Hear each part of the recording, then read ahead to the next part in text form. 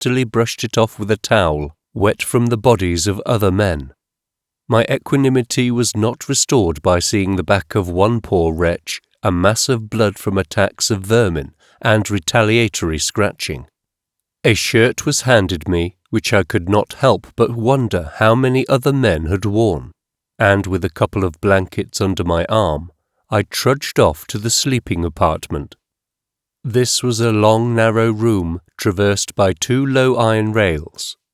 Between these rails were stretched, not hammocks, but pieces of canvas, 6 feet long and less than 2 feet wide. These were the beds, and they were 6 inches apart and about 8 inches above the floor. The chief difficulty was that the head was somewhat higher than the feet, which caused the body constantly to slip down. Being slung to the same rails, when one man moved, no matter how slightly, the rest were set rocking, and whenever I dozed, somebody was sure to struggle back to the position from which he had slipped and arouse me again. Many hours passed before I won to sleep. It was only 7 in the evening, and the voices of children in shrill outcry playing in the street continued till nearly midnight. The smell was frightful and sickening, while my imagination broke loose and my skin crept and crawled till I was nearly frantic. Grunting, groaning, and snoring arose like the sounds emitted from some sea monster, and several times, afflicted by nightmare, one or another, by his shrieks and yells, aroused the lot of us. Toward the morning I was awakened by a rat or some similar animal on my breast. In the quick transition from sleep to waking, before I was completely myself, I raised a shout to wake the dead. At any rate, I woke the living, and they cursed me roundly for my lack of manners. But morning came, with a 6 o'clock breakfast of bread and skilly, which I gave away, and we were told off to do our various tasks. Some were set to scrubbing and cleaning, others picking oakum, and 8 of us were conveyed across the street to the Whitechapel infirmary, where we were set at scavenger work. This was the method by which we paid our skilly and canvas, and I, for one, know that I paid in full many times over. Though we had most revolting tasks to perform, our allotment was considered the best, and the other men deemed themselves lucky in being chosen to perform it.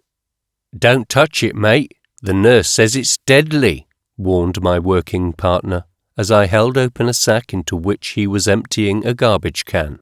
It came from the sick wards, and I told him that I purposed neither to touch it nor allow it to touch me. Nevertheless, I had to carry the sack and other sacks down 5 flights of stairs and empty them in a receptacle, where the corruption was speedily sprinkled with strong disinfectant. Perhaps there is a wise mercy in all this.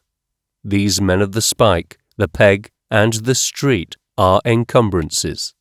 They are of no good or use to anyone, nor to themselves. They clutter the earth with their presence, and are better out of the way. Broken by hardship, ill-fed, and worse nourished, they are always the first to be struck down by disease, as they are likewise the quickest to die. They feel, themselves, that the forces of society tend to hurl them out of existence. We were sprinkling disinfectant by the mortuary when the dead wagon drove up and 5 bodies were packed into it. The conversation turned to the white potion and black jack, and I found they were all agreed that the poor person, man or woman, who is in the infirmary gave too much trouble or was in a bad way, was polished off. That is to say, the incurables and the obstreperous were given a dose of black jack or the white potion and sent over the divide. It does not matter in the least whether this be actually so or not. The point is, they have the feeling that it is so, and they have created the language with which to express that feeling: black jack, white potion, polishing off. At 8 o'clock we went down into a cellar under the infirmary, where tea was brought to us, and the hospital scraps. These were heaped high on a huge platter in an indescribable mess. Pieces of bread, chunks of grease and fat pork, the burnt skin from the outside of roasted joints, bones, in short, all the leavings from the fingers and mouths of the sick ones suffering from all manner of diseases. Into this mess the men plunged their hands, digging, pouring, turning over, examining, rejecting, and scrambling for. It wasn't pretty. Pigs couldn't have done worse. But the poor devils were hungry, and they ate ravenously of the swill, and when they could eat no more, they bundled what was left into their handkerchiefs, and thrust it inside their shirts. Once when I was here before, what did I find out there but an whole lot of pork ribs, said Ginger to me. By out there, he meant the place where the corruption was dumped and sprinkled with strong disinfectant. There was a prime lot, no end of meat on 'em, and I had 'em in my arms and was out of the gate and down the street a-looking for someone to give 'em to. Couldn't see a soul, and I was running round clean crazy, the bloke running after me thinking I was slinging my hook, running away. But just before he got me, I got an old woman and poked him into her apron. O charity, O philanthropy, descend to the spike and take a lesson from Ginger. At the bottom of the abyss he performed as purely an altruistic act as ever was performed outside the abyss. It was fine of Ginger, and if the old woman caught some contagion from the no end of meat on the pork ribs, it was still fine, though not so fine. But the most salient thing in this incident, it seems to me, is poor Ginger, clean crazy at the sight of so much food going to waste. It is the rule of the casual ward that a man who enters must stay 2 nights and a day. But I had seen sufficient for my purpose, had paid for my skilly and canvas, and was preparing to run for it. Come on, let's sling it, I said to one of my mates, pointing toward the open gate through which the dead wagon had come. And get 14 days? No, get away. Oh, I come here for a rest, he said complacently, and another night's kip won't hurt me none. They were all of this opinion, so I was forced to sling it alone. You can't ever come back here again for a doss, they warned me. No fear, said I, with an enthusiasm they could not comprehend, and, dodging out of the gate, I sped down the street. Straight to my room I hurried, changed my clothes, and less than an hour from my escape, in a Turkish bath, I was sweating out whatever germs and other things had penetrated my epidermis, and wishing that I could stand a temperature of 320 rather than 220.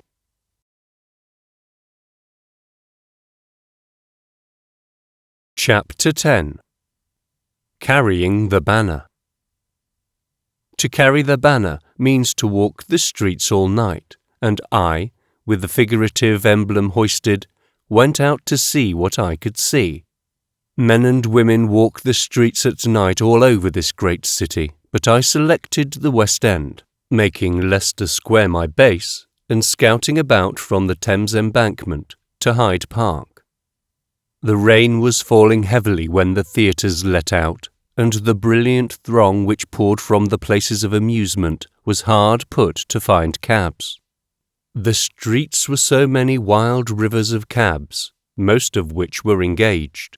However, and here I saw the desperate attempts of ragged men and boys to get a shelter from the night by procuring cabs for the cabless ladies and gentlemen.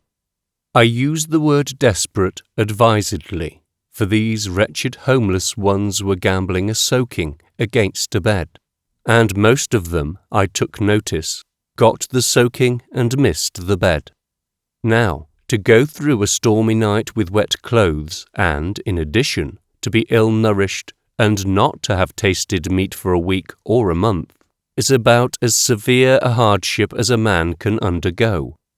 Well fed and well clad, I have travelled all day with the spirit thermometer down to 74 degrees below zero, 106 degrees of frost. And though I suffered, it was a mere nothing compared with carrying the banner for a night, ill-fed, ill-clad, and soaking wet. The streets grew very quiet and lonely after the theatre crowd had gone home. Only were to be seen were the ubiquitous policemen, flashing their dark lanterns into doorways and alleys, and men and women and boys taking shelter in the lee of buildings from the wind and rain. Piccadilly, however, was not quite so deserted. Its pavements were brightened by well-dressed women without escort, and there was more life and action there than elsewhere, due to the process of finding escort. By 3 o'clock the last of them had vanished, and it was then indeed lonely. At 1:30 the steady downpour ceased, and only showers fell thereafter. The homeless folk came away from the protection of the buildings, and slouched up and down and everywhere in order to rush up the circulation and keep warm. One old woman, between 50 and 60, a sheer wreck, I had noticed earlier in the night, standing in Piccadilly, not far from Leicester Square. She seemed to have neither the sense nor the strength to get out of the rain or keep walking, but stood stupidly whenever she got the chance, meditating on the past days, I imagine, when life was young and blood was warm. But she did not get the chance often. She was moved on by every policeman, and it required an average of 6 moves to send her doddering off one man's beat and on to another's. By 3 o'clock, she had progressed as far as St. James's Street, and as the clocks were striking 4, I saw her sleeping soundly against the iron railings of Green Park. A brisk shower was falling at the time, and she must have been drenched to the skin. "Now," said I, at 1 o'clock to myself, "consider that you are a poor young man, penniless in London town, and that tomorrow you must look for work. It is necessary, therefore, that you get some sleep in order that you may have strength to look for work and to do work in the case you find it." So I sat down on the stone steps of a building.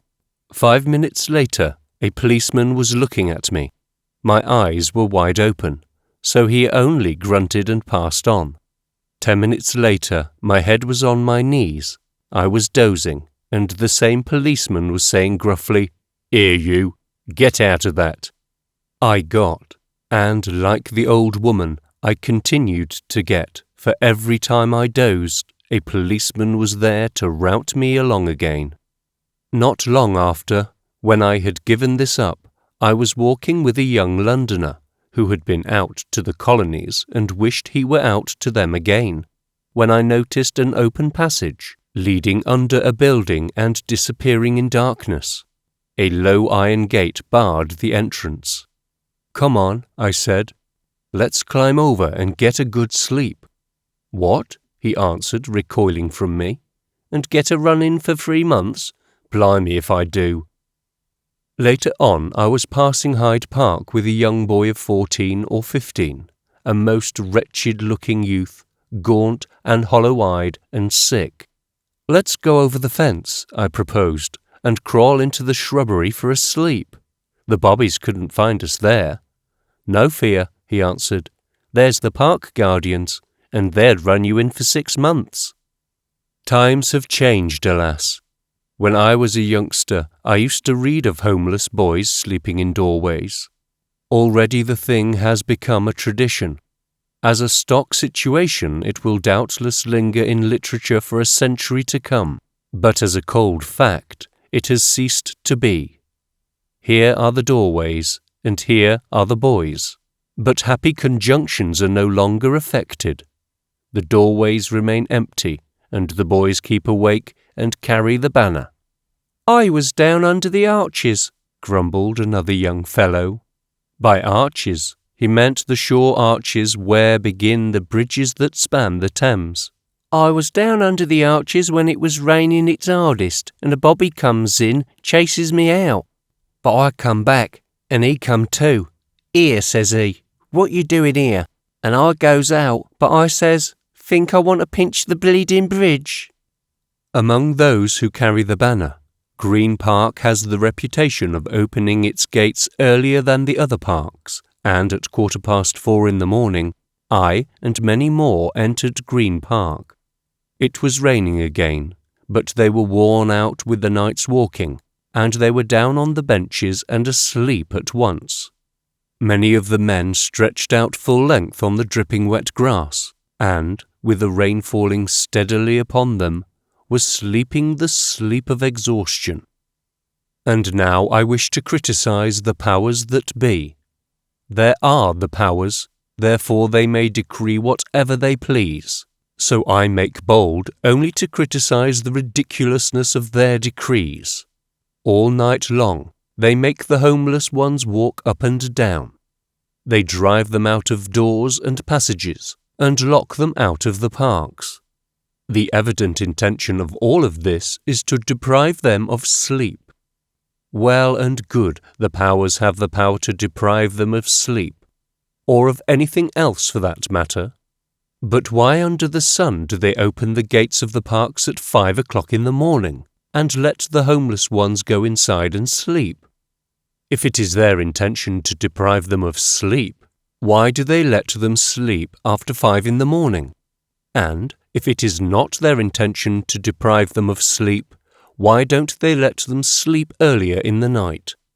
In this connection, I will say that I came by Green Park that same day, at 1 in the afternoon, and that I encountered scores of ragged wretches asleep in the grass. It was Sunday afternoon. The sun was fitfully appearing, and the well-dressed West Enders, with their wives and progeny, were out by the thousands taking the air. It was not a pleasant sight for them, those horrible, unkept, sleeping vagabonds, while the vagabonds themselves, I know, would rather have done their sleeping the night before. And so, dear soft people, should you ever visit London town and see these men asleep on the benches and in the grass, please do not think they are lazy creatures preferring sleep to work. Know that the powers that be have kept them walking all the night long, and that in the day they have nowhere else to sleep.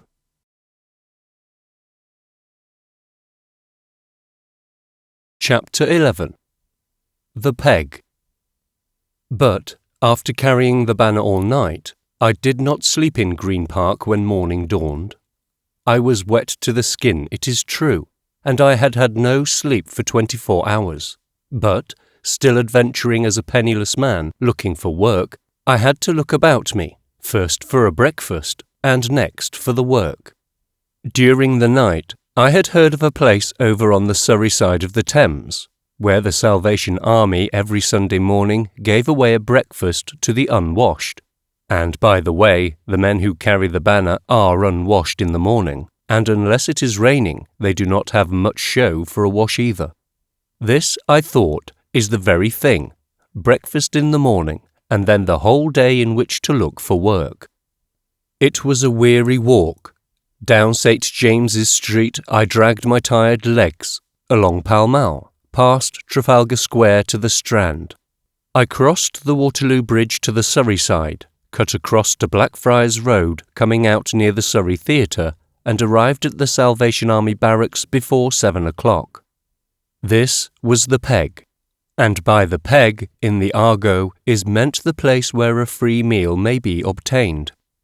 Here was a motley crew of woebegone wretches who had spent the night in the rain. Such prodigious misery, and so much of it, old men, young men, all manner of men, and boys to boot, and all manner of boys. Some were drowsing standing up. 60 of them were stretched out on the stone steps in most painful postures, all of them sound asleep, the skin of their bodies showing red through the holes and rents in their rags. And up and down the street, and across the street for a block either way, each doorstep had from 2 to 3 occupants, all asleep, their heads bent forward on their knees. And, it must be remembered, these are not hard times in England. Things are going very much as they ordinarily do, and times are neither hard nor easy. And then came the policeman. "Get out of that, you bloomin' swine! Hey, get out now!" And like swine, he drove them from the doorways and scattered them to the four winds of Surrey. But when he encountered the crowd asleep on the steps, he was astounded. "Shocking!" he exclaimed. "Shocking! And of a Sunday morning! A pretty sight! Hey, get out of that, you bleeding nuisances!"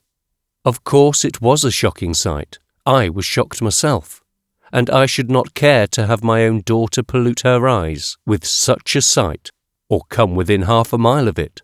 But, and there we are, and there you are, and but is all that can be said. The policeman passed on, and back we clustered, like flies around a honey jar. For was there not that wonderful thing, a breakfast awaiting us? We could not have clustered more persistently and desperately had they been giving away $1,000,000 banknotes. Some were already off to sleep, when back came the policeman, and away we scattered, only to return again as soon as the coast was clear. At 7:30, a little door opened, and a Salvation Army soldier stuck out his head. "Ain't no sense blocking the way up that way," he said. "Those as has tickets can come in now, and those that hasn't can't come in till 9. Oh, that breakfast! 9 o'clock, an hour and a half longer. The men who held tickets were greatly envied. They were permitted to go inside, have a wash, and sit down and rest until breakfast, while we waited for the same breakfast on the street. The tickets had been distributed the previous night on the streets and along the embankment, and the possession of them was not a matter of merit, but of chance. At 8:30 more men with tickets were admitted, and by 9 the little gate was opened to us. We crushed through somehow, and found ourselves packed in a courtyard like sardines. On more occasions than one, as a Yankee tramp in Yankeeland, I have had to work for my breakfast, but for no breakfast did I ever work so hard as for this one. For over 2 hours I had waited outside, and for another hour I waited in this packed courtyard. I had had nothing to eat all night, and I was weak and faint, while the smell of the soiled clothes and unwashed bodies, steaming from pent animal heat, and blocked solidly about me, nearly turned my stomach. So tightly we were packed that a number of the men took advantage of the opportunity and went soundly asleep standing up. Now, about the Salvation Army in general, I know nothing, and whatever criticism I shall make here is of that particular portion of the Salvation Army which does business on the Blackfriars Road near the Surrey Theatre. In the first place, this forcing of men who have been up all night to stand on their feet for hours longer is as cruel as it is needless. We were weak, famished, and exhausted from our night's hardship and lack of sleep, and yet there we stood, and stood, and stood, without rhyme or reason. Sailors were very plentiful in this crowd. It seemed to me that 1 man in 4 was looking for a ship, and I found at least a dozen of them to be American sailors. In accounting for their being on the beach, I received the same story from each and all, and from my knowledge of sea affairs, this story rang true. English ships sign their sailors for the voyage, which means the round trip sometimes lasting as long as 3 years, and they cannot sign off and receive their discharges until they reach the home port, which is England. Their wages are low, their food is bad, and their treatment worse. Very often they are really forced by their captains to desert in the New World or the colonies, leaving a handsome sum of wages behind them, a distinct gain either to the captain or the owners or to both. But whether for this reason alone or not, it is a fact that large numbers of them desert. Then, for the home voyage, the ship engages whatever sailors it can find on the beach. These men are engaged at somewhat higher wages that obtain in other portions of the world under the agreement that they shall sign off on reaching England. The reason for this is obvious, for it would be poor business policy to sign them for any longer time, since seamen's wages are low in England, and England is always crowded with sailormen on the beach. So this fully accounted for the American seamen at the Salvation Army barracks. To get off the beach in other outlandish places, they had come to England, and gone on the beach in the most outlandish place of all. There were fully a score of Americans in the crowd, the non-sailors being tramps royal, the men whose mate is the wind that tramps the world. They were all cheerful, facing things with a pluck which is their chief characteristic, and which seems never to desert them. Withal, they were cruising the country with lurid metaphors, quite refreshing after a mouth of unimaginative, monotonous Cockney swearing. The Cockney has one oath, and one oath only, the most indecent in the language, which he uses on any and every occasion. Far different is the luminous and varied Western swearing, which runs to blasphemy rather than indecency. And after all, since men will swear, I think I prefer blasphemy to indecency. There is an audacity about it, an adventurousness and defiance that is better than sheer filthiness. There was one American tramp royal who I found particularly enjoyable. I first noticed him on the street, asleep in a doorway, his head on his knees, but a hat on his head that one does not meet this side of the Western Ocean. When the policeman routed him out, he got up slowly and deliberately, looked at the policeman, yawned and stretched himself, looked at the policeman again, as much as to say he didn't know whether he would or wouldn't, and then sauntered leisurely down the sidewalk. At the outset, I was sure of the hat, but this made me sure of the wearer of the hat. In the jam inside, I found myself alongside of him, and we had quite a chat. He had been through Spain, Italy, Switzerland and France, and he had accomplished the practically impossible feat of beating his way 300 miles on a French railway without being caught at the finish. Where was I hanging out, he asked, and how did I manage for kipping, which means sleeping? Did I know the rounds yet? He was getting on, though the country was hostile, and the cities were bum. Fierce, wasn't it? Couldn't batter, beg, anywhere without being pinched. But he wasn't going to quit it. Buffalo Bill's show was coming over soon, and a man who could drive 8 horses was sure of a job any time. These mugs over here didn't know beans about driving anything more than a span. What was the matter with me hanging on and waiting for Buffalo Bill? He was sure I could ring in somehow. And so, after all, blood is thicker than water. We were fellow countrymen and strangers in a strange land. I had warmed to his battered old hat at the sight of it, and he was as solicitous for my welfare as if we were blood brothers. We swapped all manner of useful information concerning the country and the ways of its people, methods by which to obtain food and shelter, and what not, and we parted genuinely sorry at having to say goodbye. One thing particularly conspicuous in this crowd was the shortness of stature. I, who am but of medium height, looked over the heads of 9 out of 10. The natives were all short, as were the foreign sailors. There were only 5 or 6 in the crowd who could be called fairly tall, and they were Scandinavians and Americans. The tallest man there, however, was an exception. He was an Englishman, though not a Londoner.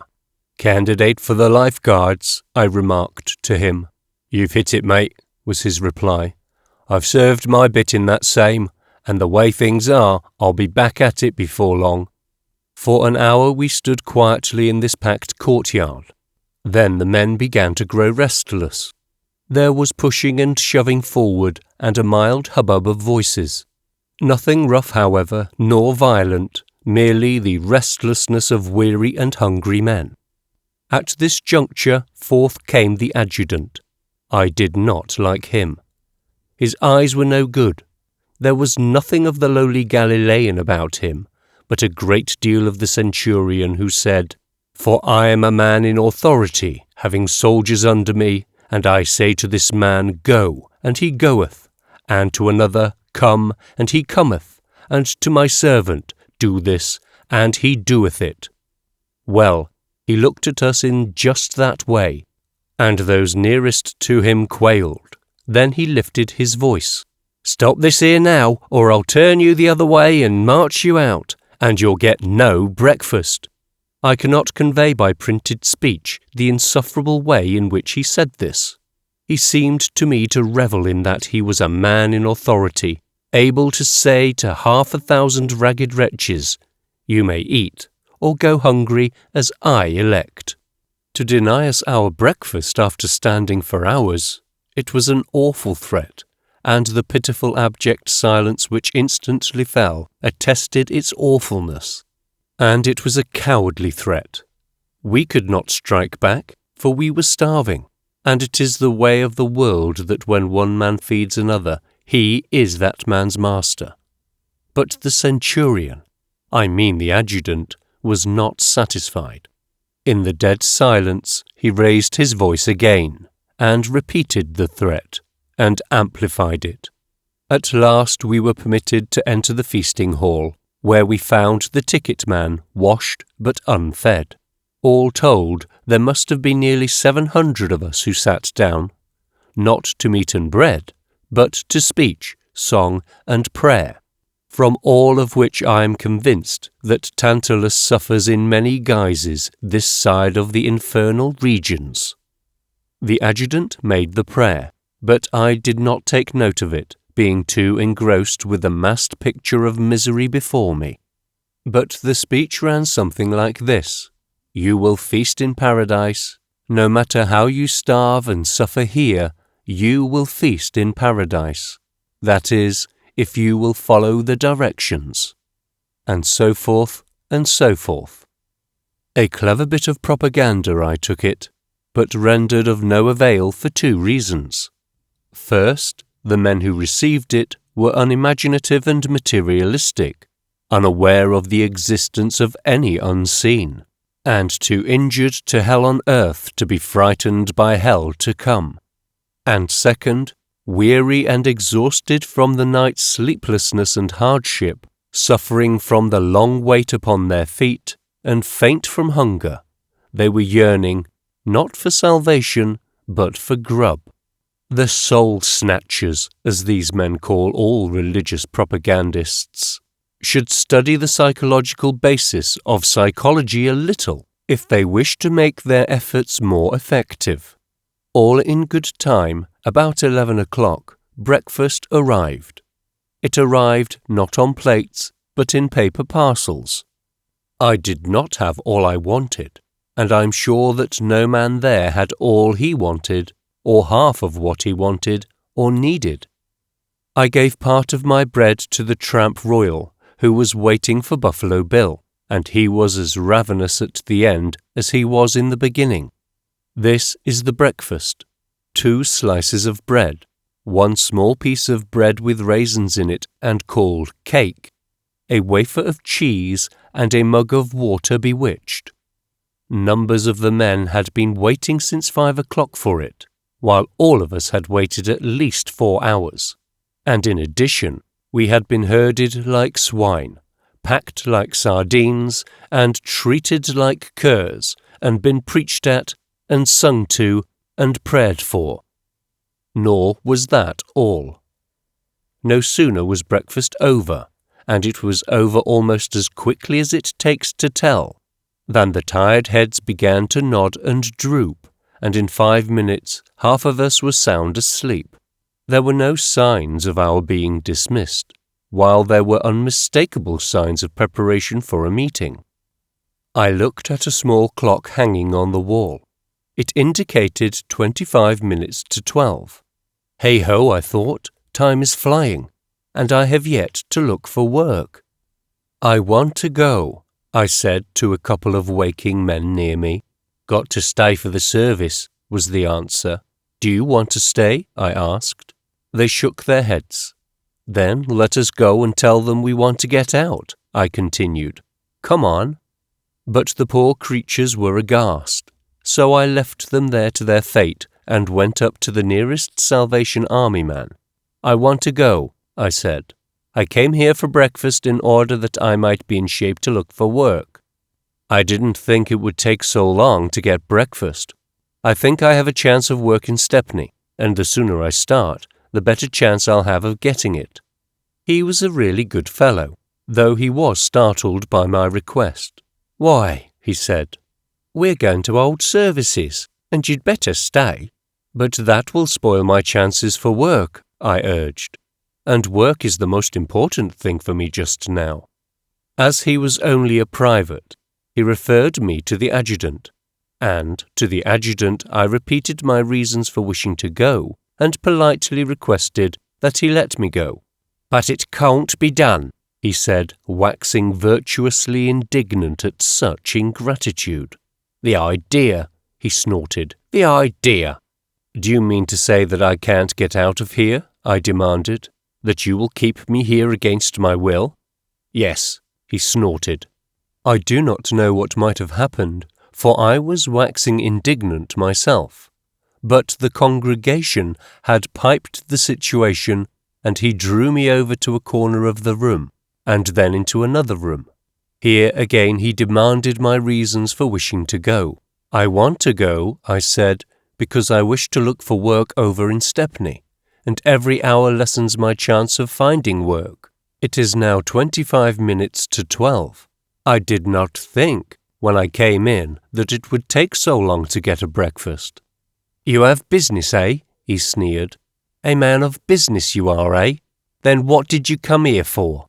"I was out all night, and I needed a breakfast in order to strengthen me to find work. That is why I came here." "A nice thing to do," he went on in the same sneering manner. "A man with business shouldn't come here. You've taken some poor man's breakfast here this morning, that's what you've done." Which was a lie, for every mother's son of us had come in. Now I submit, was this Christian-like or even honest? After I had plainly stated that I was homeless and hungry, and that I wished to look for work, for him to call my looking for work business, to call me therefore a businessman, and to draw the corollary that a man of business and well off did not require a charity breakfast, and that by taking a charity breakfast I had robbed some hungry waif who was not a man of business. I kept my temper, but I went over the facts again, and clearly and concisely demonstrated to him how unjust he was, and how he had perverted the facts. As I manifested no signs of backing down, and I'm sure my eyes were beginning to snap, he led me to the rear of the building where, in an open court, stood a tent. In the same sneering tone, he informed a couple of privates standing there that, "Here is a fellow that has business, and he wants to go before services." They were duly shocked, of course, and they looked in unutterable horror while he went into the tent and brought out the major. Still in the same sneering manner, laying particular stress on the business, he brought my case before the commanding officer. The major was a different stamp of man. I liked him as soon as I saw him, and to him I stated my case in the same fashion as before. "Didn't you know you had to stay for services?" he asked. "Certainly not," I answered, "or I should have gone without my breakfast." "You have no placards posted to that effect?" "Nor was I so informed when I entered the place." He meditated a moment. "You can go," he said. It was 12 o'clock when I gained the street, and I couldn't quite make up my mind whether I had been in the army or in prison. The day was half gone, and it was a far-fetch to Stepney. And besides, it was Sunday, and why should even a starving man look for work on Sunday? Furthermore, it was my judgment that I had done a hard night's work walking the streets, and a hard day's work getting my breakfast. So I disconnected myself from my working hypothesis of a starving young man in search of employment, hailed a bus and climbed aboard. After a shave and a bath, with my clothes all off, I got in between clean white sheets and went to sleep. It was 6 in the evening when I closed my eyes. When they opened again, the clocks were striking 9 next morning. I had slept 15 straight hours. And as I lay there drowsily, my mind went back to the 700 unfortunates I had left waiting for services. No bath, no shave for them, no clean white sheets, and all clothes off, and 15 hours straight sleep. Services over, it was the weary streets again, the problem of a crust of bread ere night, and the long sleepless nights in the streets, and the pondering of the problem of how to obtain a crust at dawn.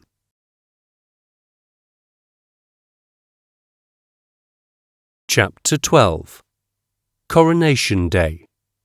O thou that sea walls sever from lands unwalled by seas, wilt thou endure forever, O Milton's England, these?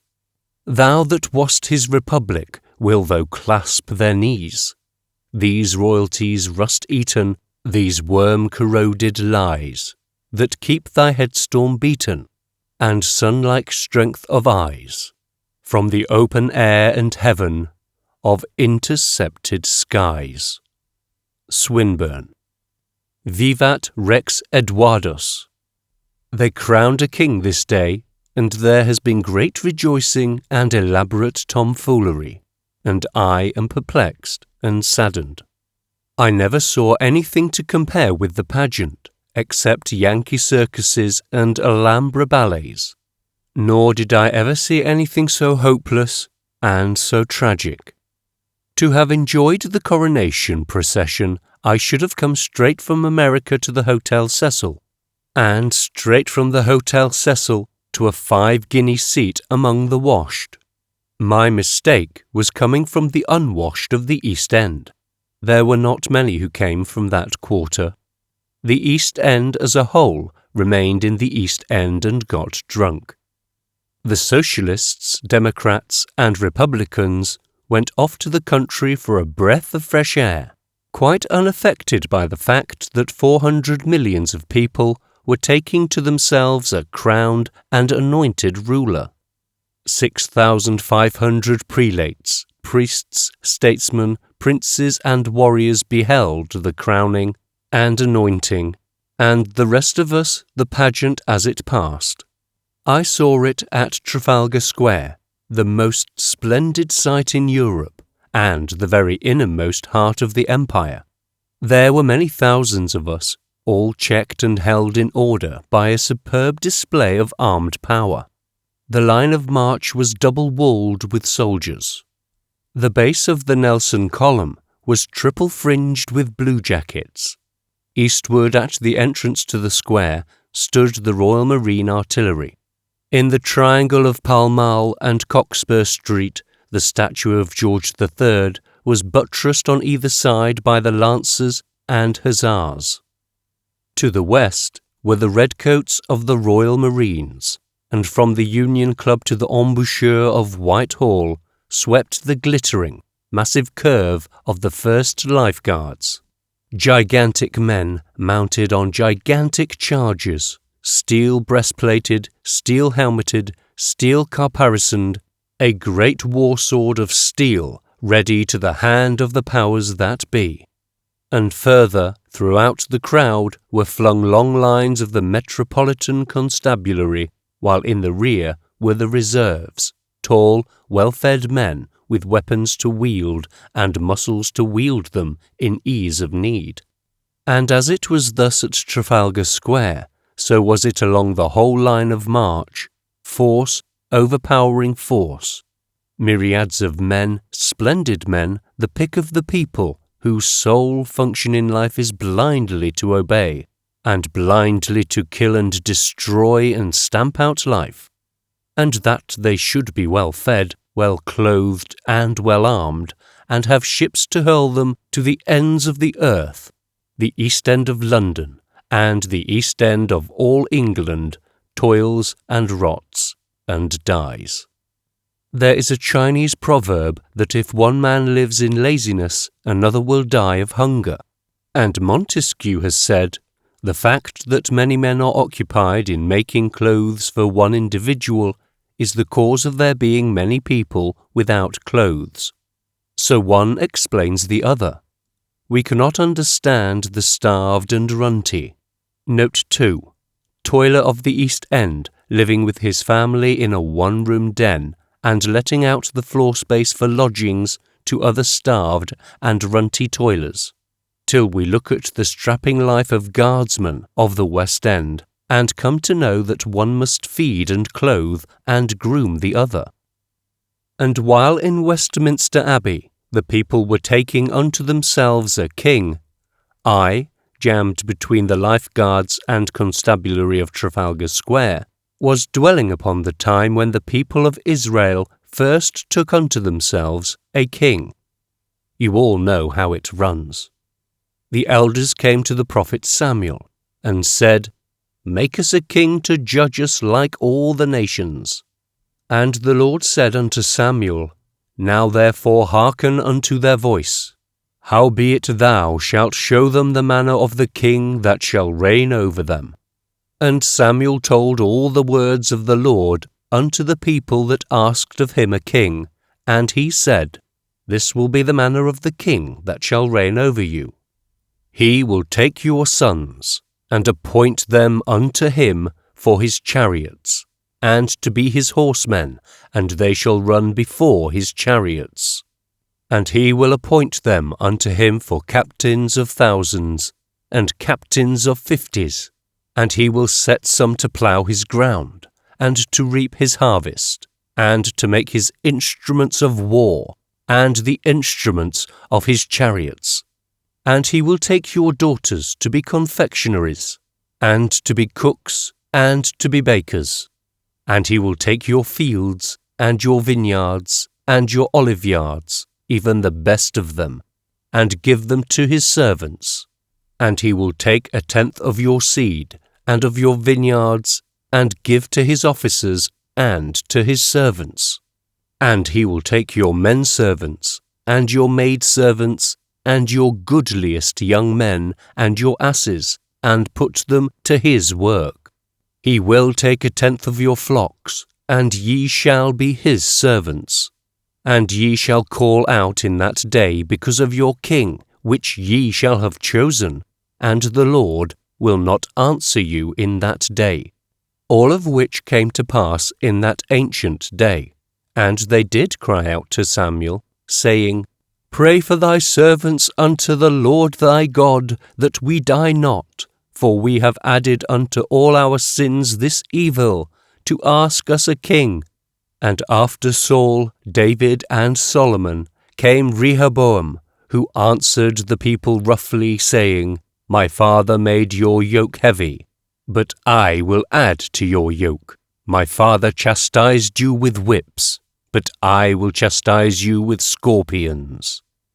And in these latter days 500 hereditary peers own 1/5 of England.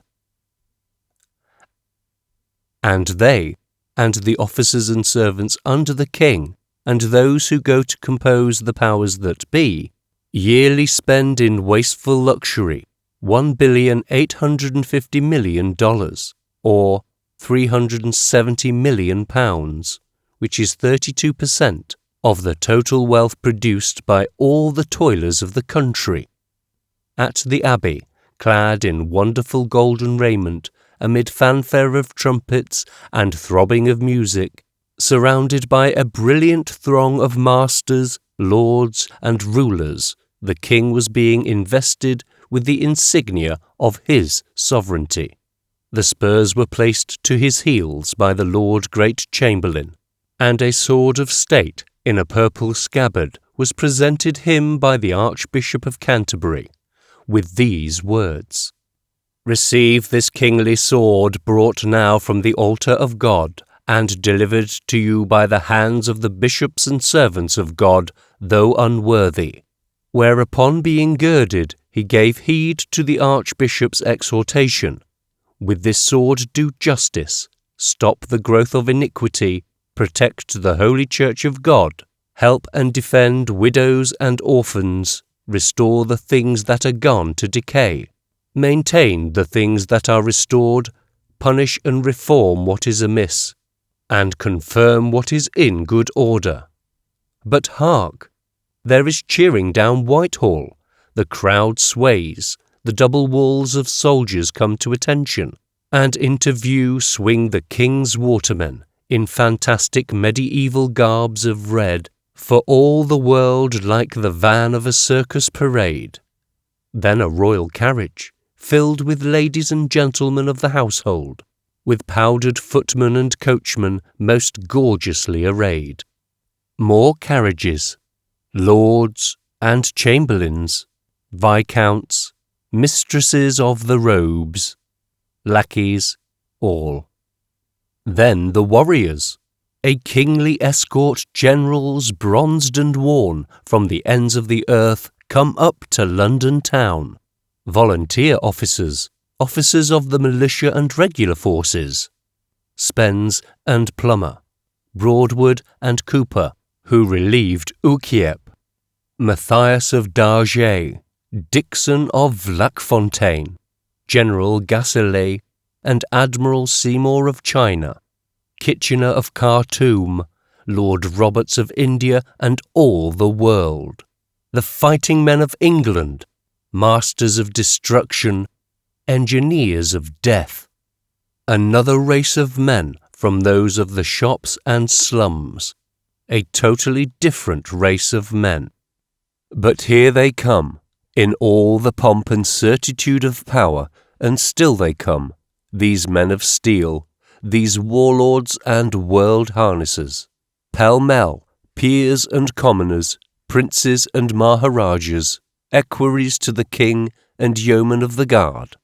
And here the colonials, lithy and hardy men, and here all the breeds of all the world's soldiers, from Canada, Australia, New Zealand, from Bermuda, Borneo, Fiji, and the Gold Coast, from Rhodesia, Cape Colony, Natal, Sierra Leone and Gambia, Nigeria and Uganda, from Ceylon, Cyprus, Hong Kong, Jamaica and Wei, from Lagos, Malta, St. Lucia, Singapore and Trinidad.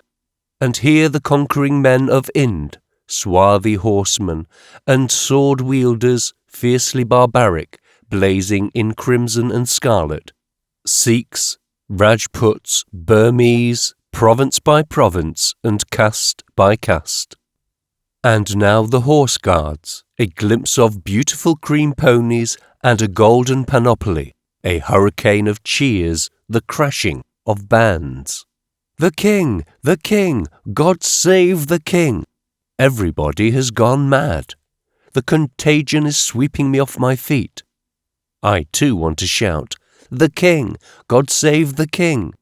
Ragged men about me, tears in their eyes, are tossing up their hats and crying ecstatically, Bless him! Bless him! Bless him! See, there he is, in that wondrous golden coach, the great crown flashing on his head, the woman in white beside him likewise crowned. And I check myself with a rush, striving to convince myself that it is all real and rational, and not some glimpse of fairyland. This I cannot succeed in doing, and it is better so. I much prefer to believe that all this pomp and vanity and show and mumbo-jumbo foolery has come from fairyland, than to believe it the performance of sane and sensible people who have mastered matter and solved the secrets of the stars. Princes and princelings, dukes, duchesses, and all manner of coroneted folk of the royal train are flashing past, more warriors and lackeys, and conquered peoples, and the pageant is over.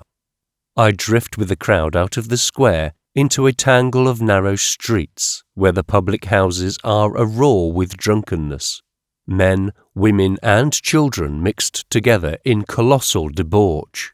And on every side is rising the favourite song of the Coronation. Oh, on Coronation Day, we'll have a spree, a jubilee, and shout hip hip hooray. For we'll all be merry, drinking whiskey, wine and sherry. We'll all be merry on Coronation Day. The rain is pouring down. Up the street come troops of the auxiliaries, black Africans and yellow Asiatics, beturbaned and befezed, and coolies swinging along with machine guns and mountain batteries on their heads, and the bare feet of all in quick rhythm going slish, slish, slish through the pavement mud. The public houses empty by magic, and the swarthy allegiants are cheered by their British brothers, who return at once to the carouse. "And how did you like the procession, mate?" I asked an old man on a bench in Green Park. "How did I like it? A blooming good chance, says I to myself, for a sleep with all the coppers away. So I turned into the corner there along with 50 others. But I couldn't sleep, a-lying there and thinking how I'd worked all these years of my life and now had no place to rest me head, and the music coming to me, and the cheers and cannon, till I got almost a anarchist and wanted to blow out the brains of the Lord Chamberlain." Why the Lord Chamberlain I could not precisely see, nor could he, but that was the way he felt, he said conclusively, and there was no more discussion. As night drew on, the city became a blaze of light. Splashes of colour, green, amber and ruby, caught the eye at every point, and ER in great crystal letters and backed by flaming gas was everywhere.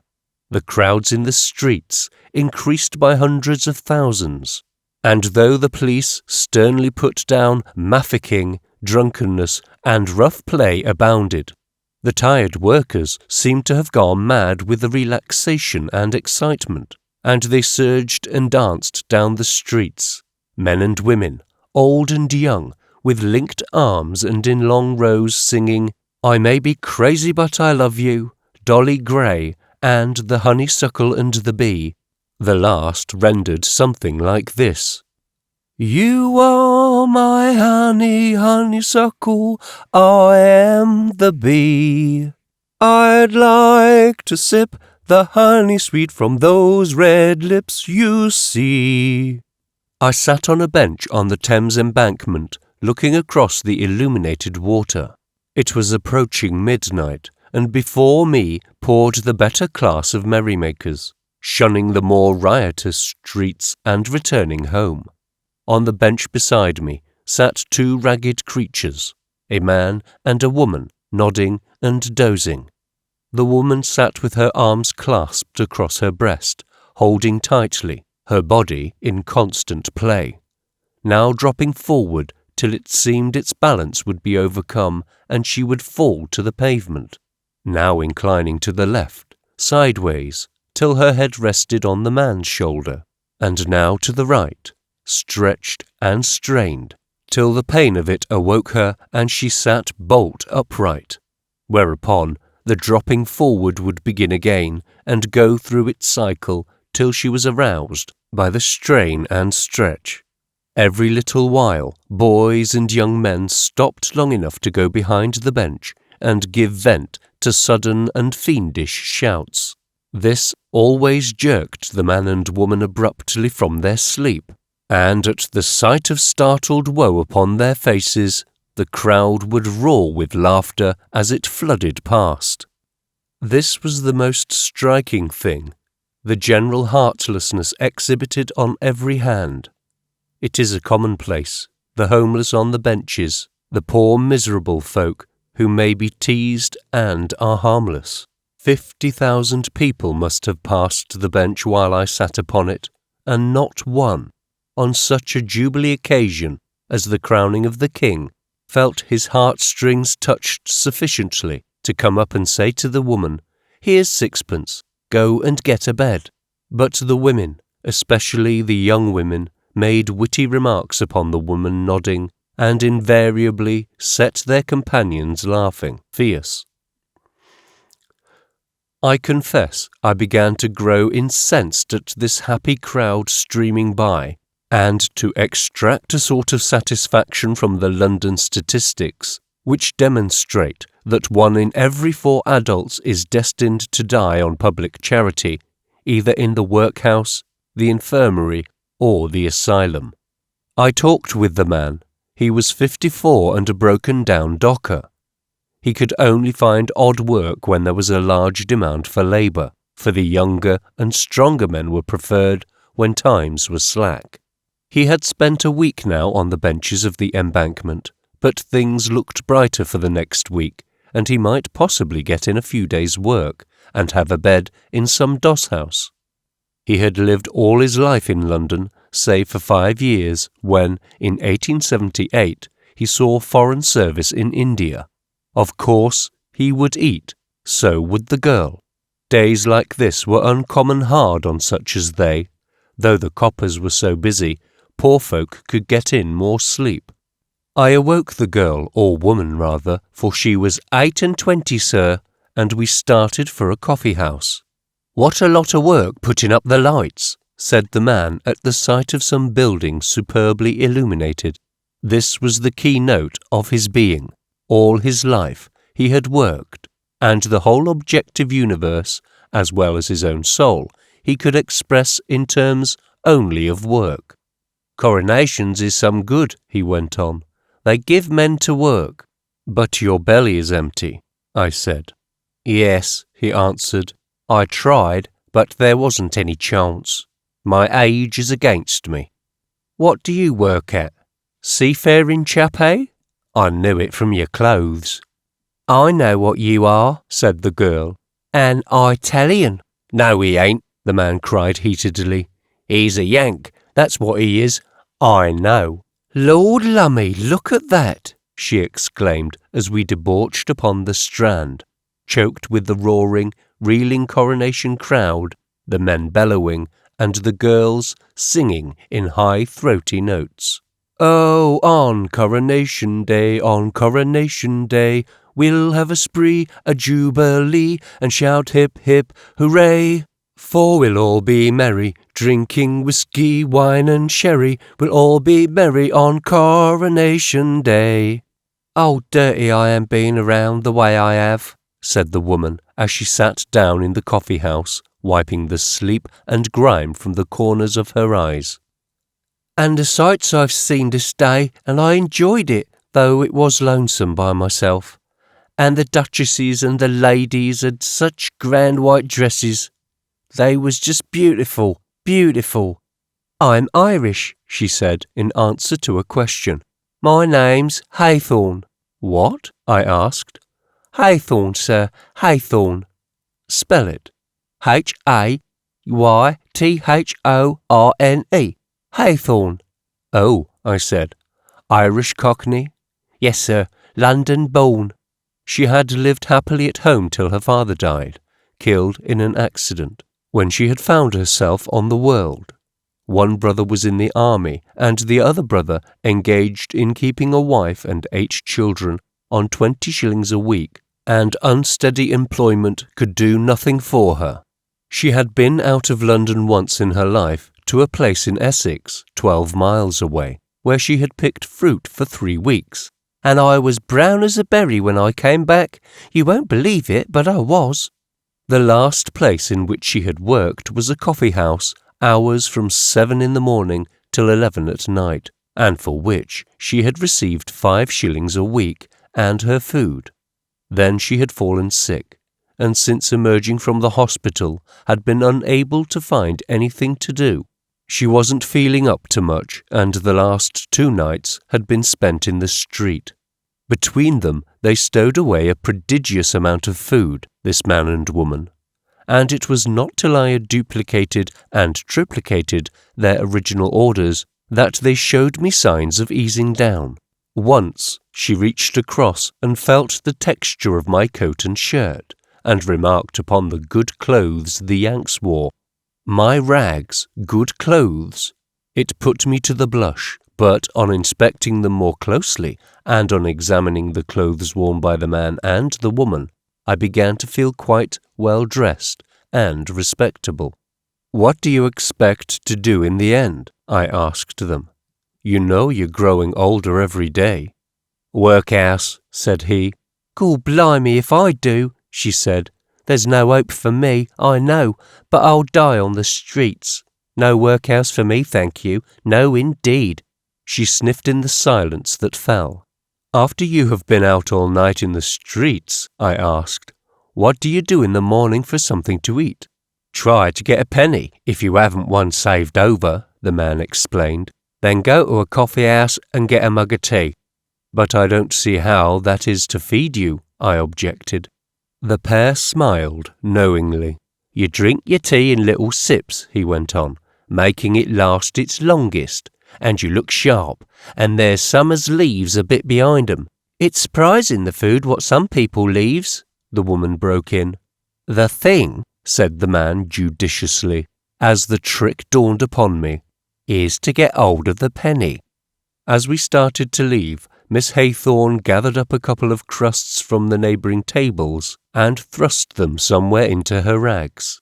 "Can't waste 'em, you know," she said, to which the docker nodded, tucking away a couple of crusts himself. At 3 in the morning I strolled up the embankment. It was a gala night for the homeless, for the police were elsewhere, and each bench was jammed with sleeping occupants. There was as many women as men, and the great majority of them, male and female, were old. Occasionally a boy was to be seen. On one bench I noticed a family, a man sitting upright with a sleeping babe in his arms, his wife asleep, her head on his shoulder, and in her lap the head of a sleeping youngster. The man's eyes were wide open. He was staring out over the water and thinking, which is not a good thing for a shelterless man with a family to do. It would not be a pleasant thing to speculate upon his thoughts. But this I know, and all London knows, that the cases of out-of-works killing their wives and babies is not an uncommon happening. One cannot walk along the Thames embankment in the small hours of the morning, from the Houses of Parliament past Cleopatra's Needle to Waterloo Bridge, without being reminded of the sufferings, 27 centuries old, recited by the author of Job. There are that remove the landmarks, they violently take away flocks and feed them. They drive away the ass of the fatherless. They take the widow's ox for a pledge. They turn the needy out of the way. The poor of the earth hide themselves together. Behold, as wild asses in the desert they go forth to their work, seeking diligently for meat. The wilderness yieldeth them food for their children. They cut their provender in the field, and they glean the vintage of the wicked. They lie all night naked without clothing, and have no covering in the cold. They are wet with the showers of the mountains, and embrace the rock for want of a shelter. They are that pluck the fatherless from the breast, and take a pledge of the poor, so that they go about naked without clothing, and being as hungered, they carry the sheaves. Job chapter 24, verses 2 through 10. 27 centuries are gone, and it is all as true and apposite today in the innermost centre of this Christian civilization, whereof Edward the Seventh is king.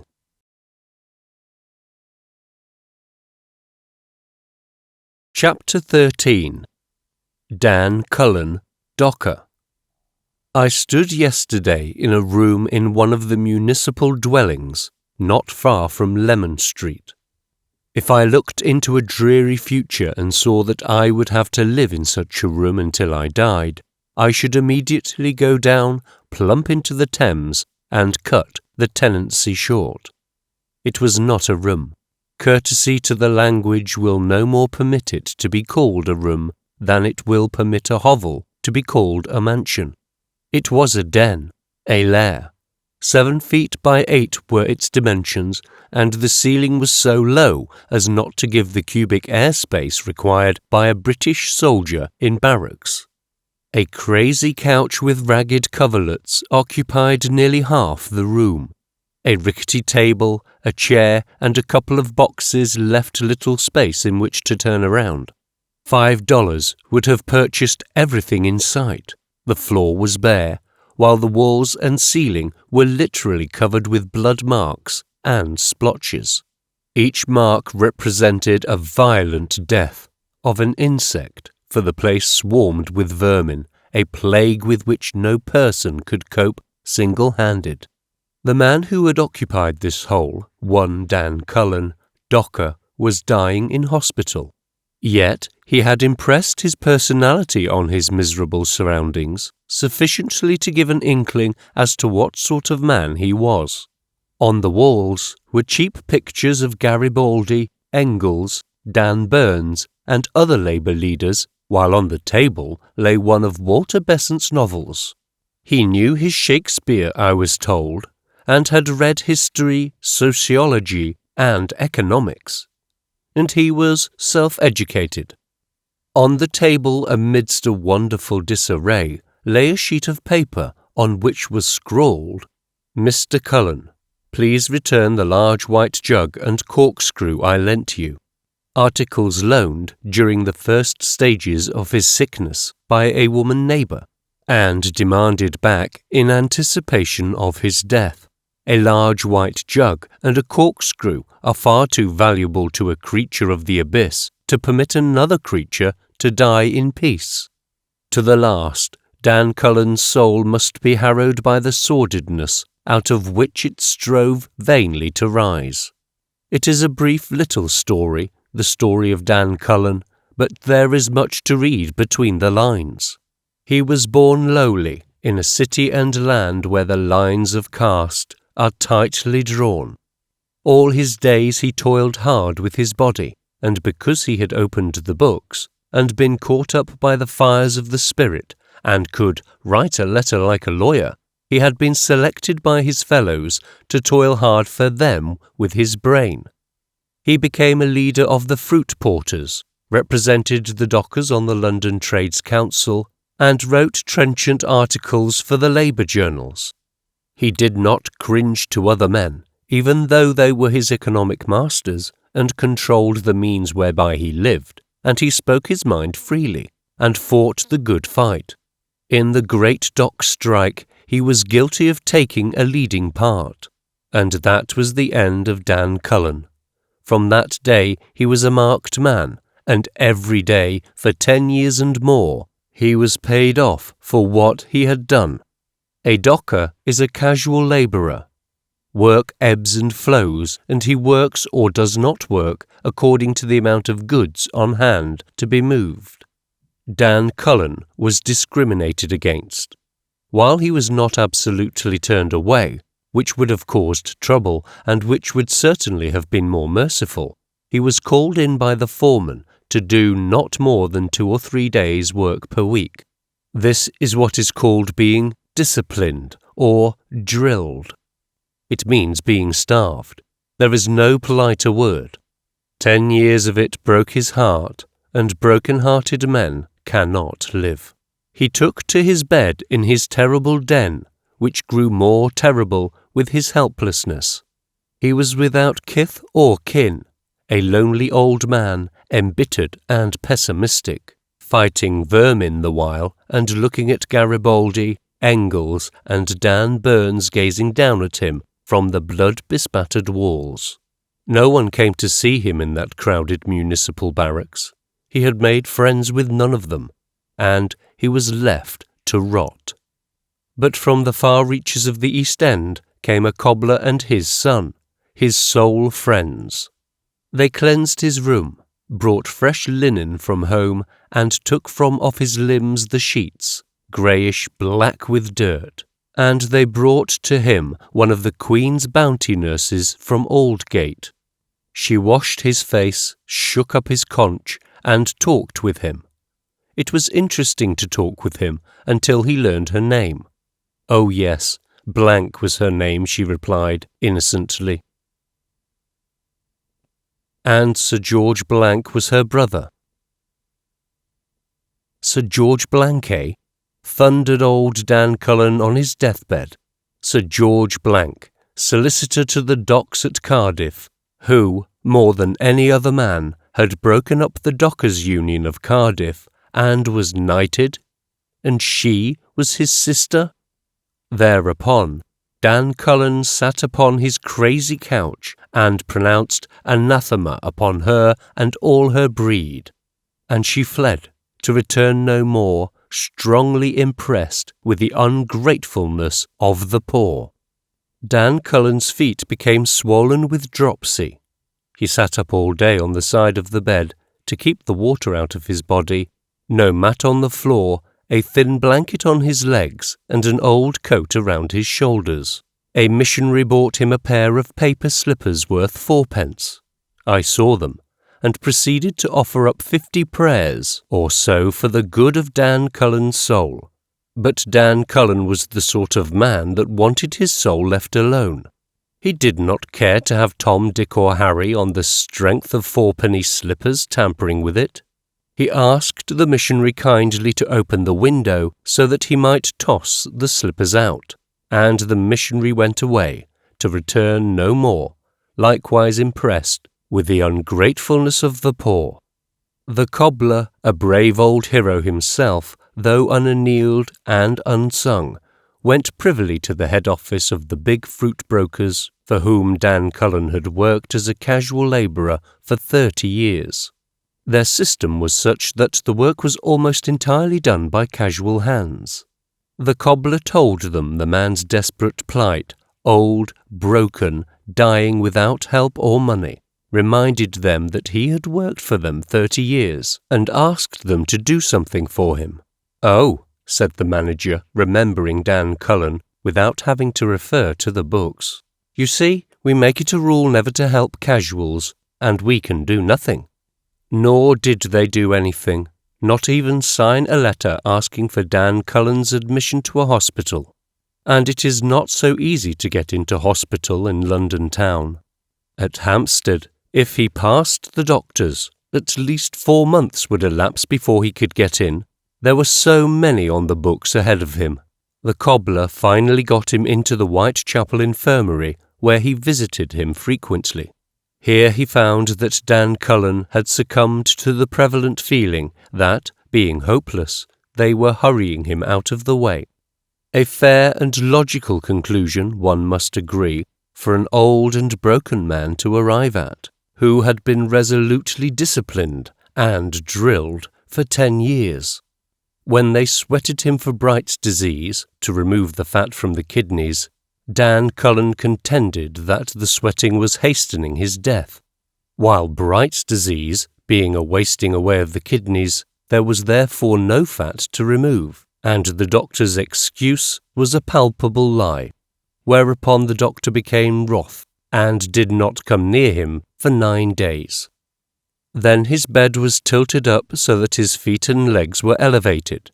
At once dropsy appeared in the body, and Dan Cullen contended that the thing was done in order to run the water down into his body from his legs and kill him more quickly. He demanded his discharge, though they told him he would die on the stairs, and dragged himself more dead than alive to the cobbler's shop. At the moment of writing this, he is dying at the Temperance Hospital, in which place his staunch friend the cobbler moved heaven and earth to have him admitted. Poor Dan Cullen, a Jude the obscure, who reached out after knowledge, who toiled with his body in the day and studied in the watches of the night, who dreamed his dream and struck valiantly for the cause, a patriot, a lover of human freedom, and a fighter unafraid, and in the end, not gigantic enough to beat down the conditions which baffled and stifled him, a cynic and a pessimist, gasping his final agony on a pauper's couch in a charity ward. For a man to die who might have been wise and was not, this I call a tragedy.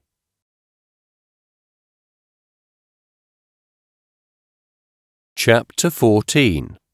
Hops and Hoppers. So far has the divorcement of the worker from the soil proceeded that the farming districts, the civilized world over, are dependent upon the cities for the gathering of the harvests. Then it is, when the land is spilling its ripe wealth to waste, that the street folk, who have been driven away from the soil, are called back to it again. But in England they return, not as prodigals, but as outcasts still, as vagrants and pariahs, to be doubted and flouted by their country brethren, to sleep in jails and casual wards, or under the hedges, and to live the Lord knows how. It is estimated that Kent alone requires 80,000 of the street people to pick her hops, and out they come, obedient to the call, which is the call of their bellies and of their lingering dregs of adventure lust still in them. Slum, stews, and ghetto pour them forth, and the festering contents of the slum, stews, and ghetto are undiminished. Yet they overrun the country like an army of ghouls, and the country does not want them. They are out of place. As they drag their squat, misshapen bodies along the highways and byways, they resemble some vile spawn from underground. Their very presence, the fact of their existence, is an outrage to the fresh, bright sun and the green and growing things. The clean, upstanding trees cry shame upon them and their withered crookedness, and their rottenness is a slimy desecration of the sweetness and purity of nature. Is the picture overdrawn? It all depends. For one who sees and thinks life in terms of shares and coupons, it is certainly overdrawn. But for one who sees and thinks life in terms of manhood and womanhood, it cannot be overdrawn. Such hordes of beastly wretchedness and inarticulate misery are no compensation for a millionaire brewer who lives in a West End palace, sates himself with the sensuous delights of London's golden theatres, hobnobs with lordlings and princelings, and is knighted by the king. Wins his spurs, God forbid. In old time, the great blonde beasts rode in the battle's van and won their spurs by cleaving men from pate to chine.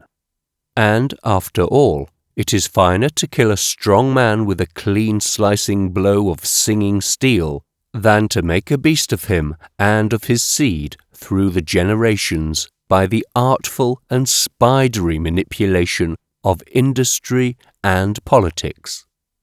But to return to the hops, here the divorcement from the soil is as apparent as in every other agricultural line in England. While the manufacture of beer steadily increases, the growth of hops steadily decreases. In 1835, the acreage under hops was 71,327. Today it stands at 48,024, a decrease of 3,103 from the acreage of last year. This misfortune is divided between the people who own hops and the people who pick hops. The owners, perforce, must put up with less of the nicer things of life, the pickers with less grub, of which, in the best of times, they never get enough. For weary weeks, headlines like the following have appeared in the London papers. Tramps plentiful, but the hops are few and not yet ready. Then there have been numberless paragraphs like this.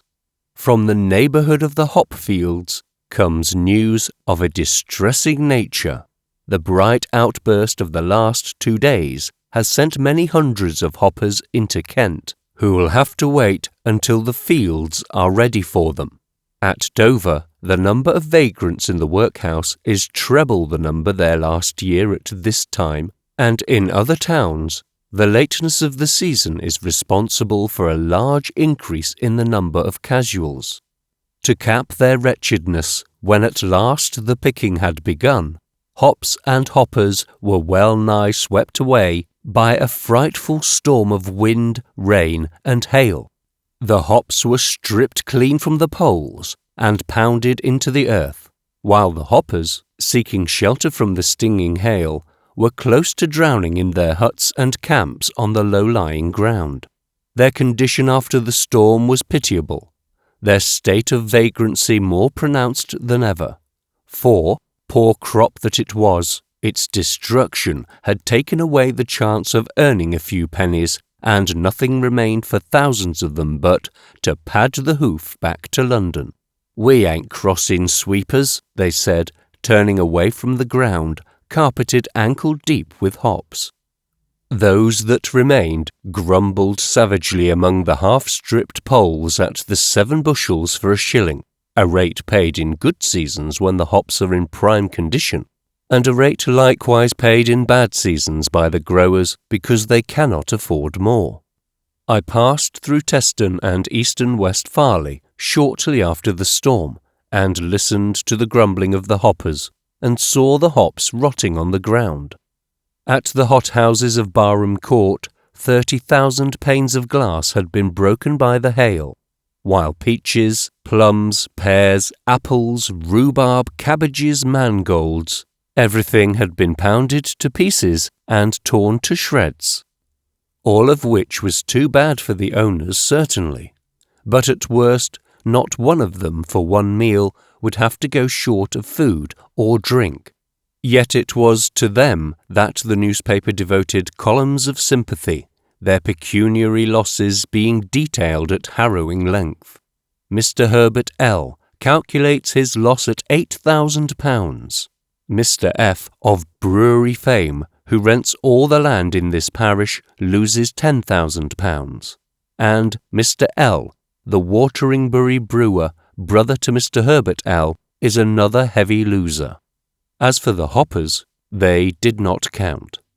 Yet I venture to assert that the several almost square meals lost by underfed William Buggles, and underfed Mrs. Buggles, and the underfed Buggle kiddies, was a greater tragedy than the £10,000 lost by Mr. F.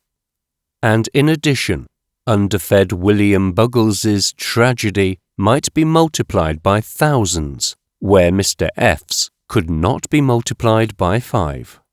To see how William Buggles and his kind fared, I donned my seafaring togs and started out to get a job. With me was a young East London cobbler, Bert, who had yielded to the lure of adventure and joined me for the trip. Acting on my advice, he had brought his worst rags, and as we hiked up the London road out of Maidstone, he was worrying greatly for fear we had come too ill-dressed for the business. Nor was he to be blamed. When we stopped in a tavern, the publican eyed us gingerly, nor did his demeanour brighten till we showed him the colour of our cash. The natives along the coast were all dubious, and bean-feasters from London, dashing past in coaches, cheered and jeered and shouted insulting things after us. But before we were done with the Maidstone district, my friend found that we were as well clad, if not better, than the average hopper. Some of the bunches of rags we chanced upon were marvellous. "The tide is out," called a gypsy-looking woman to her mates, as we came up a long row of bins into which the pickers were stripping the hops. "Do you twig?" Bert whispered. "She's on to you." I twigged, and it must be confessed the figure was an apt one.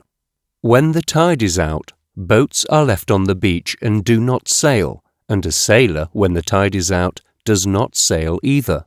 My seafaring togs and my presence in the hop field proclaimed that I was a seaman without a ship, a man on the beach, and very like a craft at low water. "Can you give us a job, governor?" Bert asked the bailiff, a kindly-faced and elderly man who was very busy.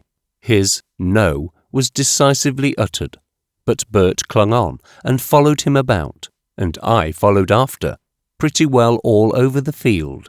Whether our persistency struck the bailiff as anxiety to work, or whether he was affected by our hard-luck appearance and tale, neither Bert nor I succeeded in making out. But in the end he softened his heart and found us the one unoccupied bin in the place, a bin deserted by 2 other men from what I could learn because of inability to make living wages. "No bad conduct, mind ye," warned the bailiff as he left us at work in the midst of the women. It was Saturday afternoon, and we knew quitting time would come early, so we applied ourselves earnestly to the task, desiring to learn if we could at least make our salt. It was simple work, woman's work in fact, and not man's. We sat on the edge of the bin between the standing hops, while a pole puller supplied us with great fragrant branches. In an hour's time, we became as expert as it is possible to become. As soon as the fingers became accustomed automatically to differentiate between hops and leaves, and to strip 6 blossoms at a time, there was no more to learn. We worked nimbly, and as fast as the women themselves, though their bins filled more rapidly because of their swarming children, each of which picked with 2 hands almost as fast as we picked. "Don't you pick too clean, it's against the rules," one of the women informed us, and we took the tip and were grateful. As the afternoon wore along, we realized that living wages could not be made by men. Women could pick as much as men, and children could almost as well as women, so it was impossible for a man to compete with a woman and 6 children. For it is the woman and the 6 children who count as a unit, and by their combined capacity determine the unit's pay. "I say, matey, I'm beastly hungry," said I to Bert. We had not had any dinner. "Blimey, but I could eat the ops," he replied. Whereupon we both lamented our negligence in not rearing up a numerous progeny to help us in this day of need, and in such fashion we whiled away the time and talked for the edification of our neighbours. We quite won the sympathy of the pole puller, a young country yokel who now and again emptied a few picked blossoms into our bin, it being part of his business to gather up the stray clusters torn off in the process of pulling. With him we discussed how much we could sub, and were informed that while we were being paid a shilling for 7 bushels, we could only sub or have advanced to us a shilling for every 12 bushels, which is to say that the pay for 5 out of every 12 bushels was withheld, a method of the grower to hold the hopper to his work, whether the crop runs good or bad, and especially if it runs bad. After all, it was pleasant sitting there in the bright sunshine, the golden pollen showering from our hands, the pungent aromatic odour of the hops biting our nostrils. And while remembering dimly the sounding cities whence these people came. Poor street people, poor gutter folk, even they grow earth-hungry and yearn vaguely for the soil from which they had been driven, and for the free life in the open and the wind and rain and sun, all undefiled by city smirches.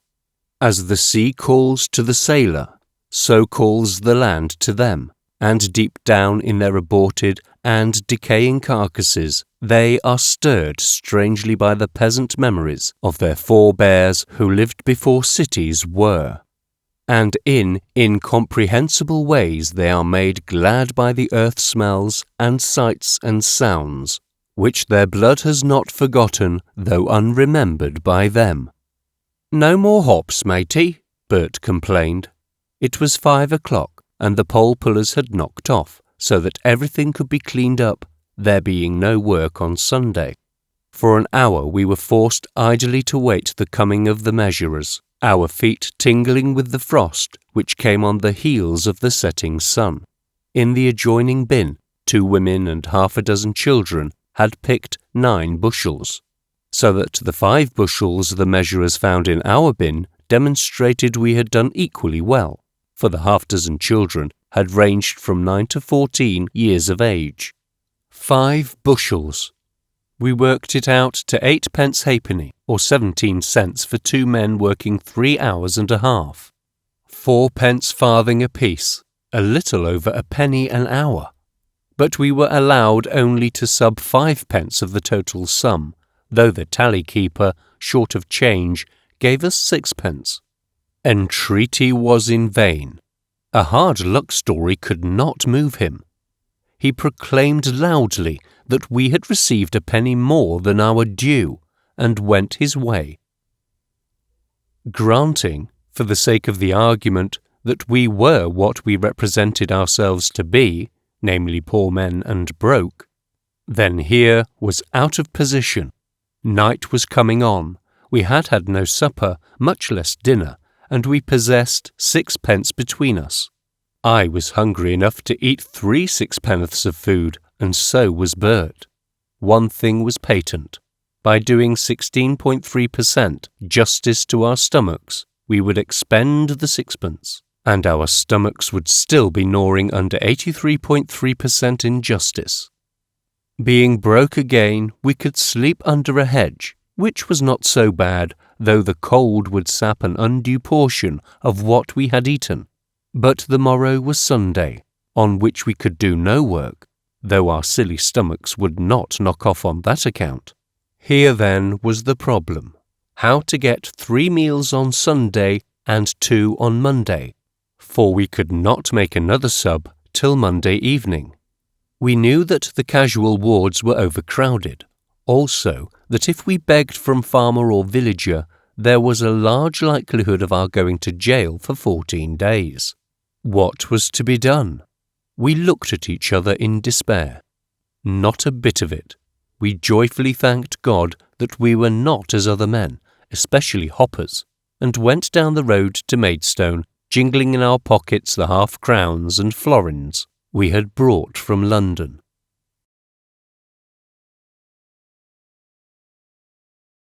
Chapter 15.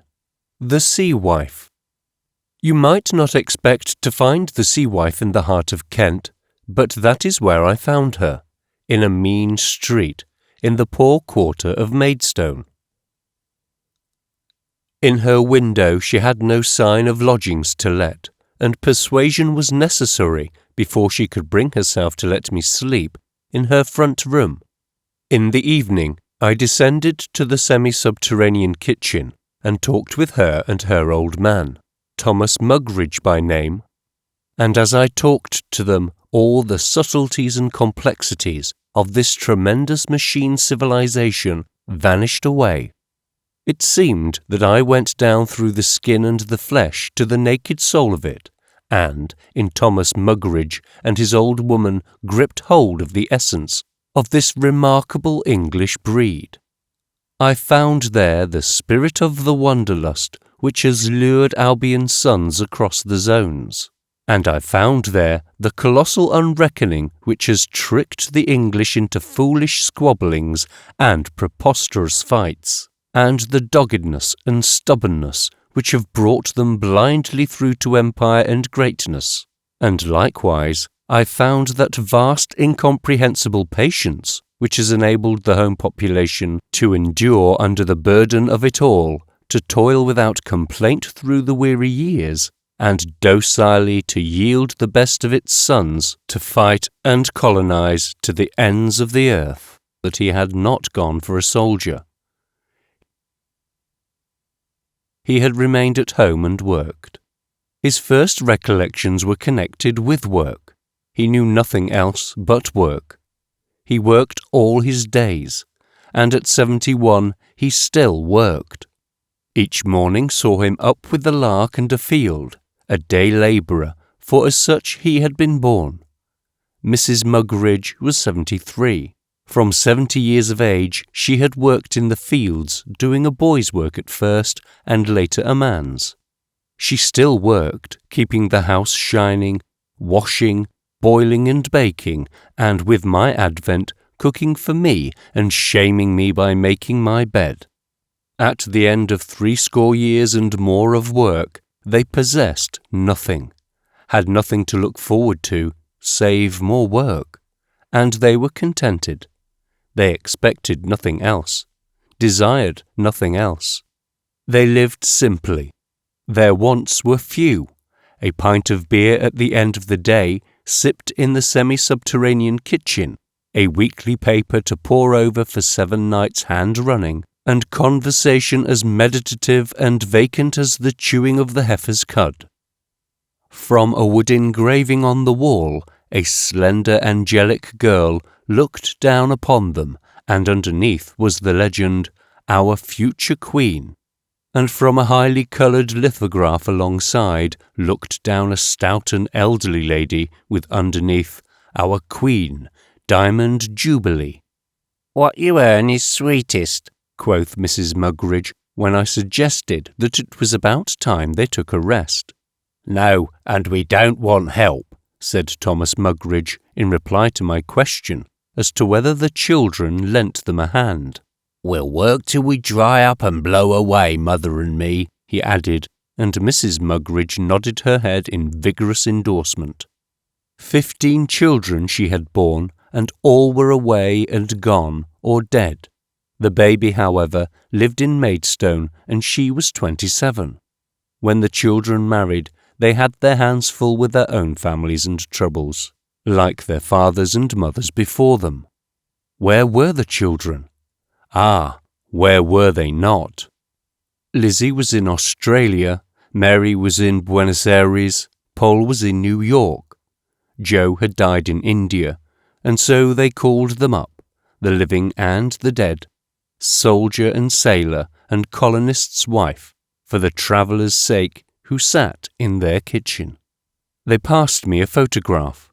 A trim young fellow in soldier's garb looked out at me. "And which son is this?" I asked. They laughed a hearty chorus. "Son, nay grandson, just back from Indian service and a soldier trumpeter to the king." His brother was in the same regiment with him, and so it ran, sons and daughters, and grandsons and daughters, world wanderers and empire builders, all of them, while the old folks stayed at home and worked at building empire too. "There dwells a wife by the northern gate, and a wealthy wife is she. She breeds a breed o' roving men, and casts them over sea. And some are drowned in deep water, and some in sight of shore. And word goes back to the weary wife, and ever she sends more." But the sea wife's childbearing is about done. The stock is running out, and the planet is filling up. The wives of her sons may carry on the breed, but her work is past.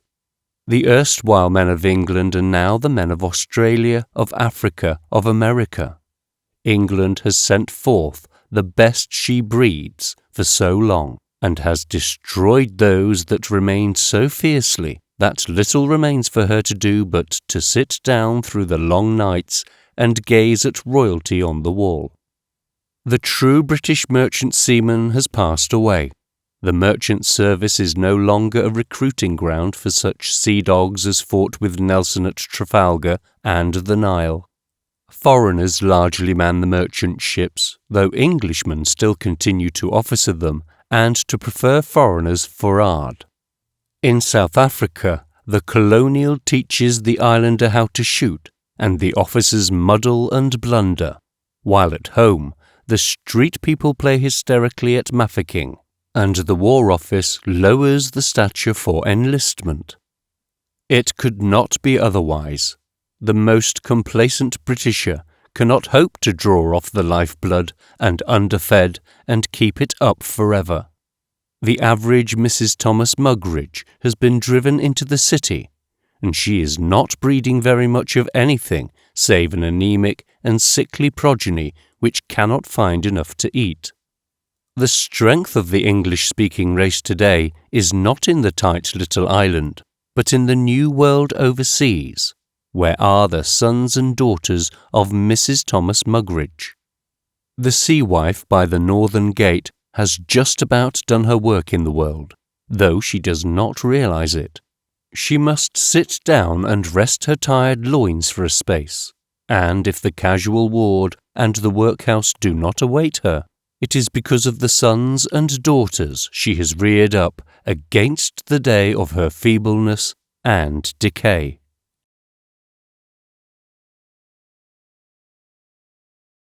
Chapter 16. Property versus person. In a civilization frankly materialistic and based upon property, not soul, It is inevitable that property shall be exalted over soul, that crimes against property shall be considered far more serious than crimes against the person. To pound one's wife to a jelly and break a few of her ribs is a trivial offence compared with sleeping out under the naked stars because one has not the price of a doss. The lad who steals a few pears from a wealthy railway corporation is a greater menace to society than the young brute who commits an unprovoked assault upon an old man over 70 years of age, while the young girl who takes a lodging under the pretence that she has work commits so dangerous an offence that, were she not severely punished, she and her kind might bring the whole fabric of property clattering to the ground. Had she unholily tramped Piccadilly and the Strand after midnight, the police would not have interfered with her, and she would have been able to pay for her lodging. The following illustrative cases are culled from the police court reports for a single week. Widnes Police Court before Alderman Gossage and Neal. Thomas Lynch, charged with being drunk and disorderly and with assaulting a constable. Defendant rescued a woman from custody, kicked the constable and threw stones at him, fined 3 shillings and 6pence for the first offence and 10 shillings and costs for the assault. Glasgow, Queen's Park Police Court, before Bailey Norman Thompson. John Kane pleaded guilty to assaulting his wife.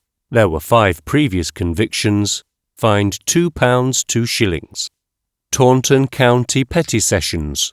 John Painter, a big burly fellow, described as a labourer, charged with assaulting his wife. The woman received 2 severe black eyes, and her face was badly swollen. Fined £1 8 shillings, including costs, and bound over to keep the peace. Widnes Police Court. Richard Bestwick and George Hunt charged with trespassing in search of game. Hunt fined £1 and costs. Bestwick £2 and costs. In default, 1 month. Shaftesbury Police Court. Before the Mayor, Mr. A. T. Carpenter. Thomas Baker, charged with sleeping out. 14 days. Glasgow Central Police Court. Before Bailey Dunlop. Edward Morrison, a lad convicted of stealing 15 pears from a lorry at the railroad station. 7 days. Doncaster Borough Police Court, before Alderman Clark and other magistrates.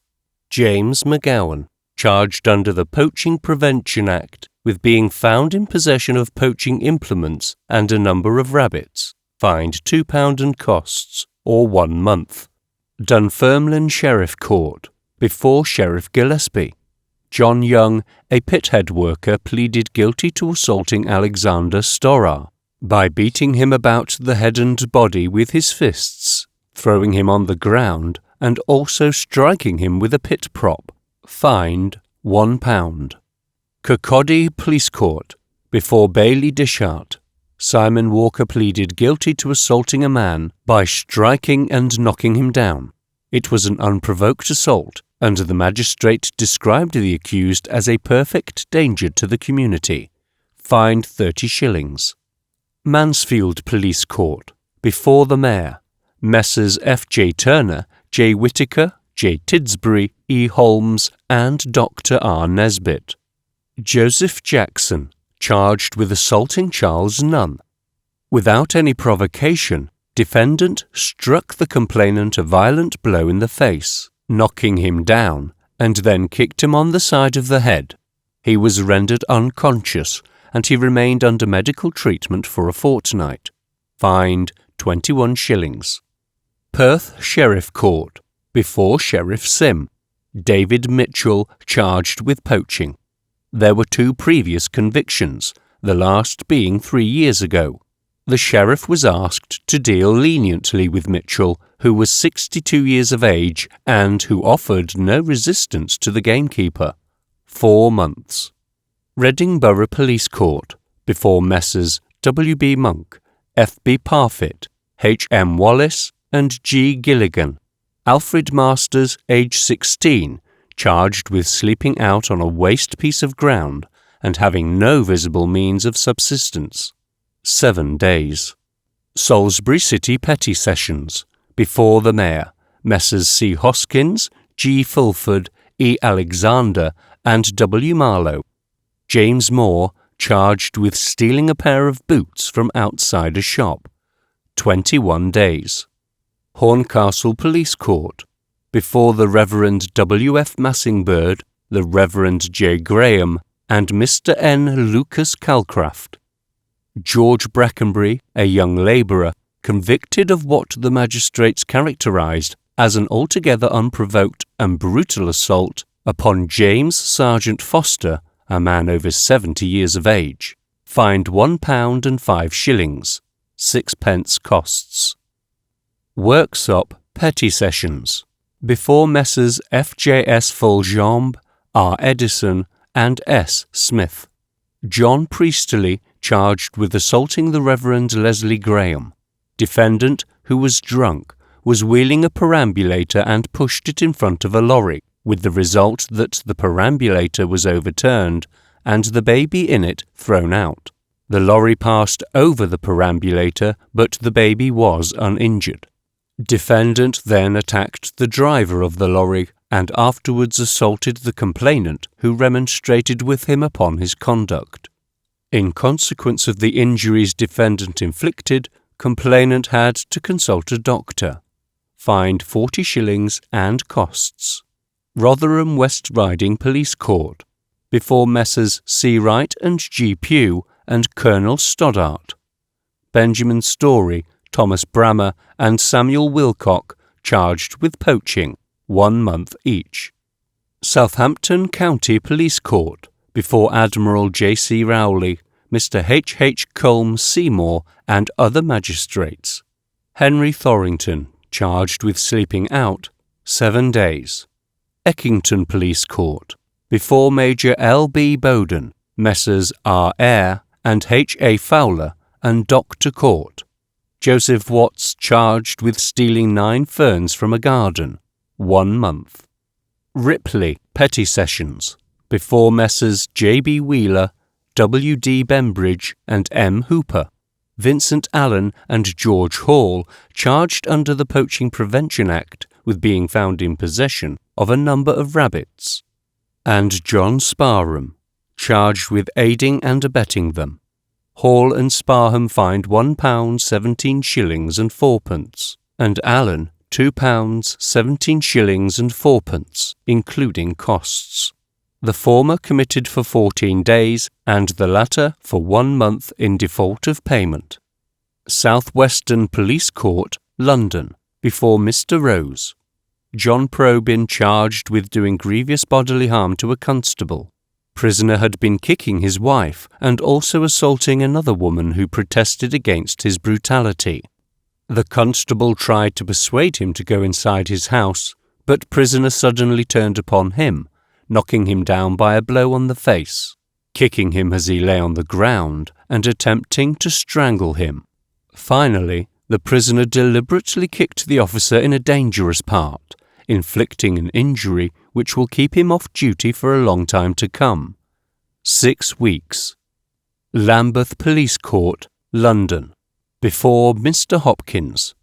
Baby Stewart, aged 19, described as a chorus girl, charged with obtaining food and lodging to the value of 5 shillings by false pretences, and with intent to defraud Emma Brazier. Emma Brazier, complainant, lodging housekeeper at Atwell Road. Prisoner took apartments at her house on the representation that she was employed at the Crown Theatre. After prisoner had been in her house 2 or 3 days, Mrs. Brazier made inquiries and, finding the girl's story untrue, gave her into custody. Prisoner told the magistrates that she would have worked had she not had such bad health. 6 weeks hard labour.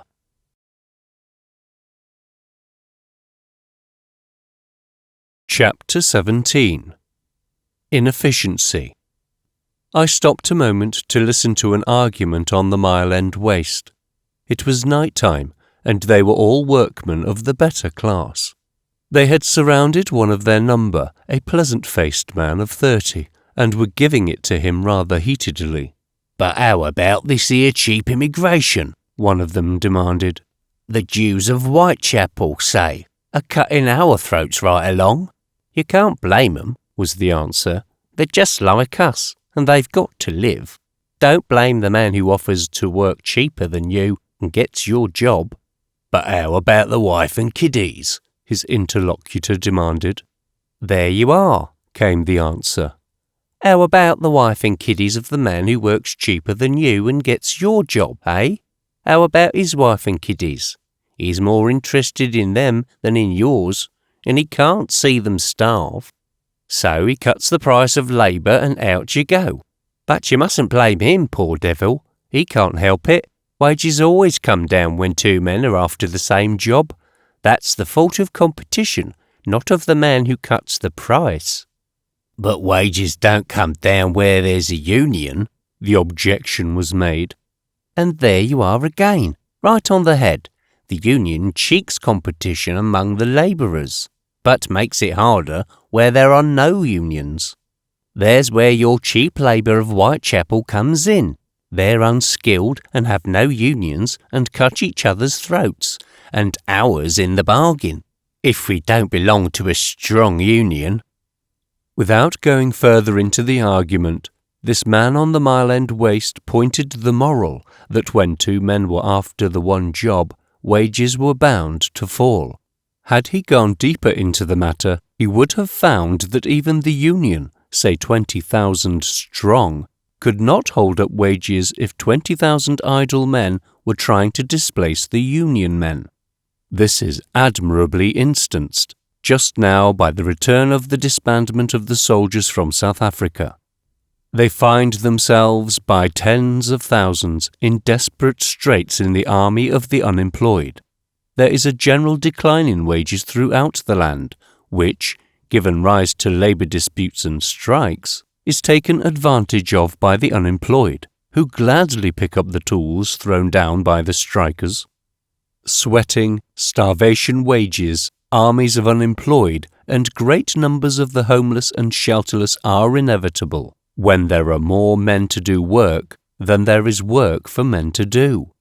The men and women I have met upon the streets and in the spikes and pegs are not there because, as a mode of life, it may be considered a soft snap. I have sufficiently outlined the hardships they undergo to demonstrate that their existence is anything but soft. It is a matter of sober calculation here in England that it is softer to work for 20 shillings a week and have regular food and a bed at night than it is to walk the streets. The man who walks the streets suffers more and works harder for far less return.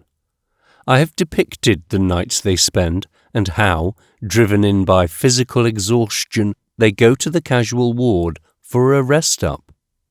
Nor is the casual ward a soft snap. To pick 4,000 oakum, break 1,200 weight of stones, or perform the most revolting tasks, in return for the miserable food and shelter they receive, is an unqualified extravagance on the part of the men who are guilty of it. On the part of the authorities, it is sheer robbery. They give the men far less for their labour than do the capitalistic employers. The wage for the same amount of labour performed by a private employer would buy them better beds, better food, more good cheer, and above all, greater freedom.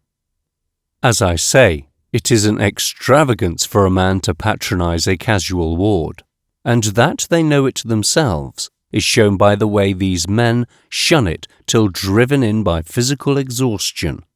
Then why do they do it? Not because they are discouraged workers. The very opposite is true. They are discouraged vagabonds.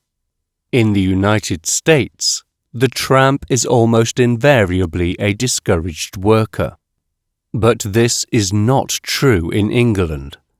Here the powers that be do their utmost to discourage the tramp and vagabond, and he is, in all truth, a mightily discouraged creature. He knows that 2 shillings a day, which is only 50 cents, will buy him 3 fair meals, a bed at night, and leave him a couple of pennies for pocket money. He would rather work for those 2 shillings than for the charity of the casual ward, for he knows that he would not have to work so hard, and that he would not be so abominably treated.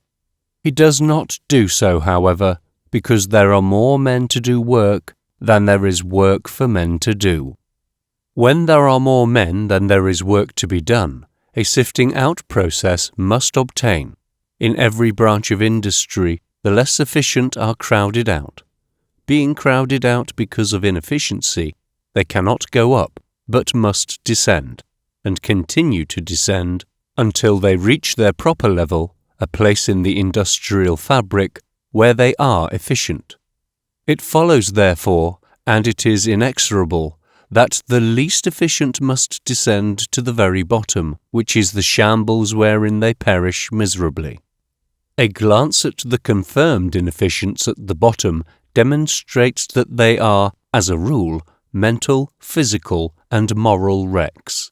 The exceptions to the rule are the late arrivals, who are merely very inefficient, and upon whom the wrecking process is just beginning to operate. All the forces here, it must be remembered, are destructive. The good body, which is there because its brain is not quick and capable, is speedily wrenched and twisted out of shape. The clean mind, which is there because of its weak body, is speedily fouled and contaminated. The mortality is excessive, but even then they die far too lingering deaths. Here then we have the construction of the abyss and the shambles. Throughout the whole industrial fabric, a constant elimination is going on.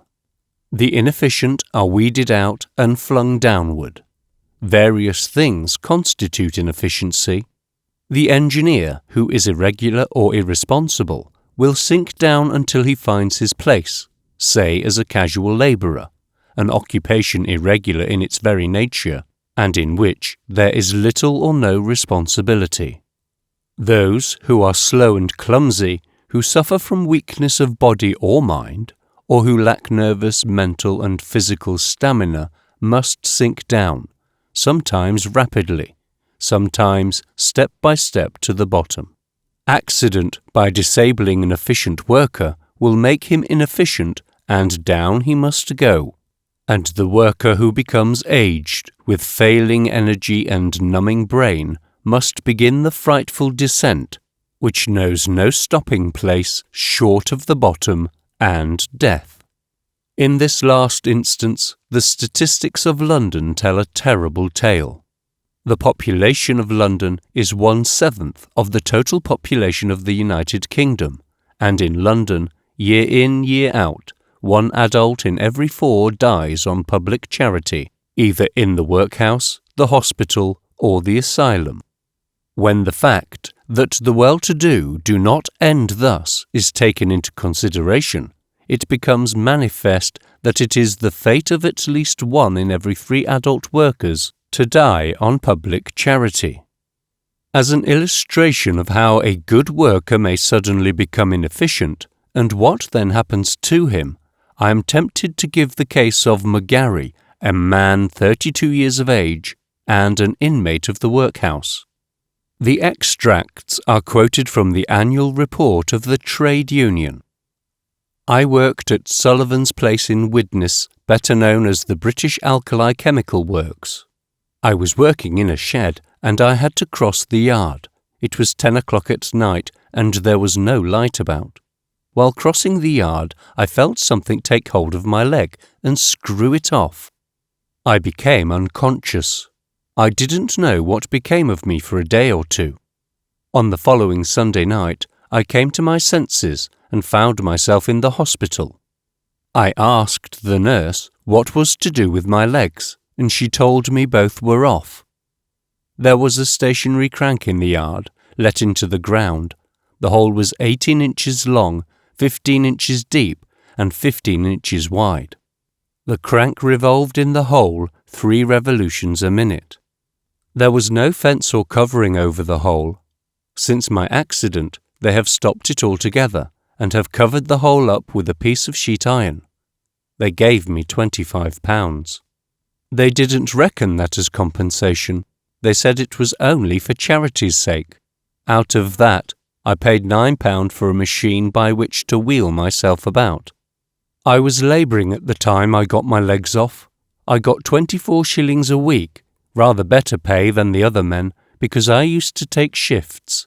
When there was heavy work to be done, I used to be picked out to do it. Mr. Manton, the manager, visited me at the hospital several times. When I was getting better, I asked him if he would be able to find me a job.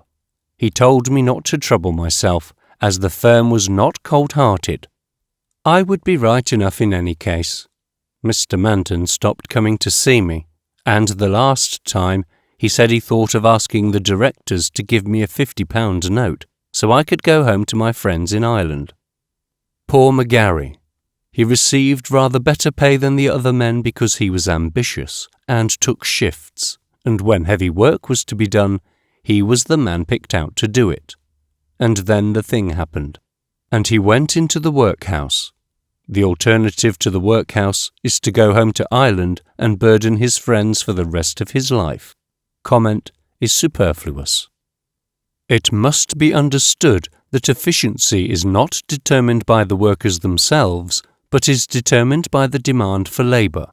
If 3 men seek one position, the most efficient man will get it. The other 2, no matter how capable they may be, will nonetheless be insufficient. If Germany, Japan, and the United States should capture the entire world market for iron, coal, and textiles, at once the English workers would be thrown idle by hundreds of thousands. Some would emigrate, but the rest would rush their labour into the remaining industries. A general shaking up of the workers from top to bottom would result, and when equilibrium had been restored, the number of the inefficients at the bottom of the abyss would have been increased by hundreds of thousands. On the other hand, conditions remaining constant and all the workers doubling their efficiency, there would still be as many inefficients, though each inefficient were twice as capable as he had been and more capable than many of the efficients had previously been. When there are more men to work than there is work for men to do, just as many men are in excess of work will be inefficients, and as inefficients they are doomed to lingering and painful destruction. It shall be the aim of future chapters to show, by their work and manner of living, not only how the inefficients were weeded out and destroyed, but to show how inefficients are being constantly and wantonly created by the forces of industrial society as it exists today.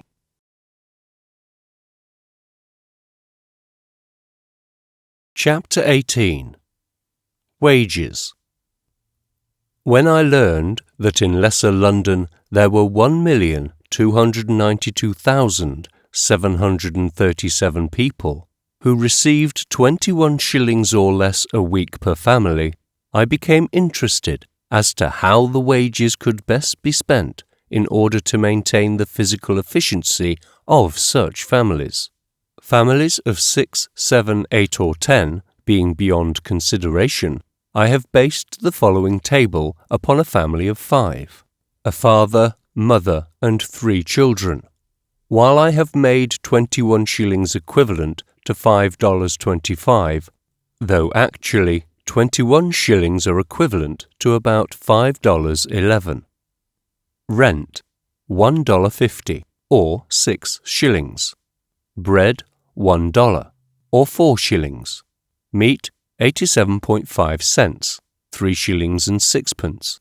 Vegetables, 62.5 cents, 2 shillings and 6pence. Coals, 25 cents, 1 shilling. Tea, 18 cents, or 9 pence. Oil, 16 cents, or 8 pence. Sugar, 18 cents, or 9 pence. Milk, 12 cents, or 6 pence. Soap, 8 cents, or 4 pence. butter 20 cents or 10 pence, firewood 8 cents or 4 pence, total $5.25 or 21 shillings and 2 pence. An analysis of one item alone will show how little room there is for waste. Bread, $1 for a family of 5.